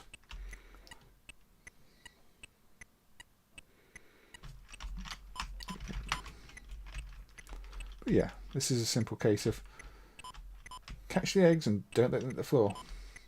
Like most of the Game & Watch, it's a case of keep your eye on everything all at the same time. In this case, all 4 places where they can drop and stop them dropping. Not going to play it for too long, but I just wanted to end the stream by catching some eggs. So thank you to everybody who has joined and taken part in the conversation and watching the stream either live or on catch up. I hope you've enjoyed it. I hope you found some games that you might consider a bit Eastery, maybe to play yourself over Easter. I mean, Easter's almost over for this, well, Easter Sunday's almost over for this year. But maybe some of you could stream some of these yourself in the future. That's always good to see. Other people, looking at things, finding these lists of things and giving them play themselves. I try to do that with the Halloweeny streams and Valentine's streams. Even Christmassy, although there's not that much in the way of things to fit all those themes. But it's always good to throw ideas out there. So I think once I hit 100 points, if I hit 100 points, I will quit the game. So this is your countdown. Building up quite quickly now, 80 points. See, it does get quite fast.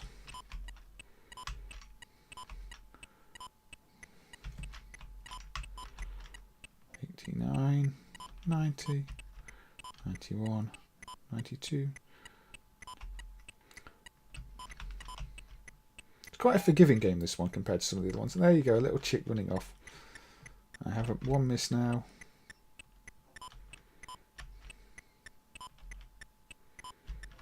.100 points, and it slows down again.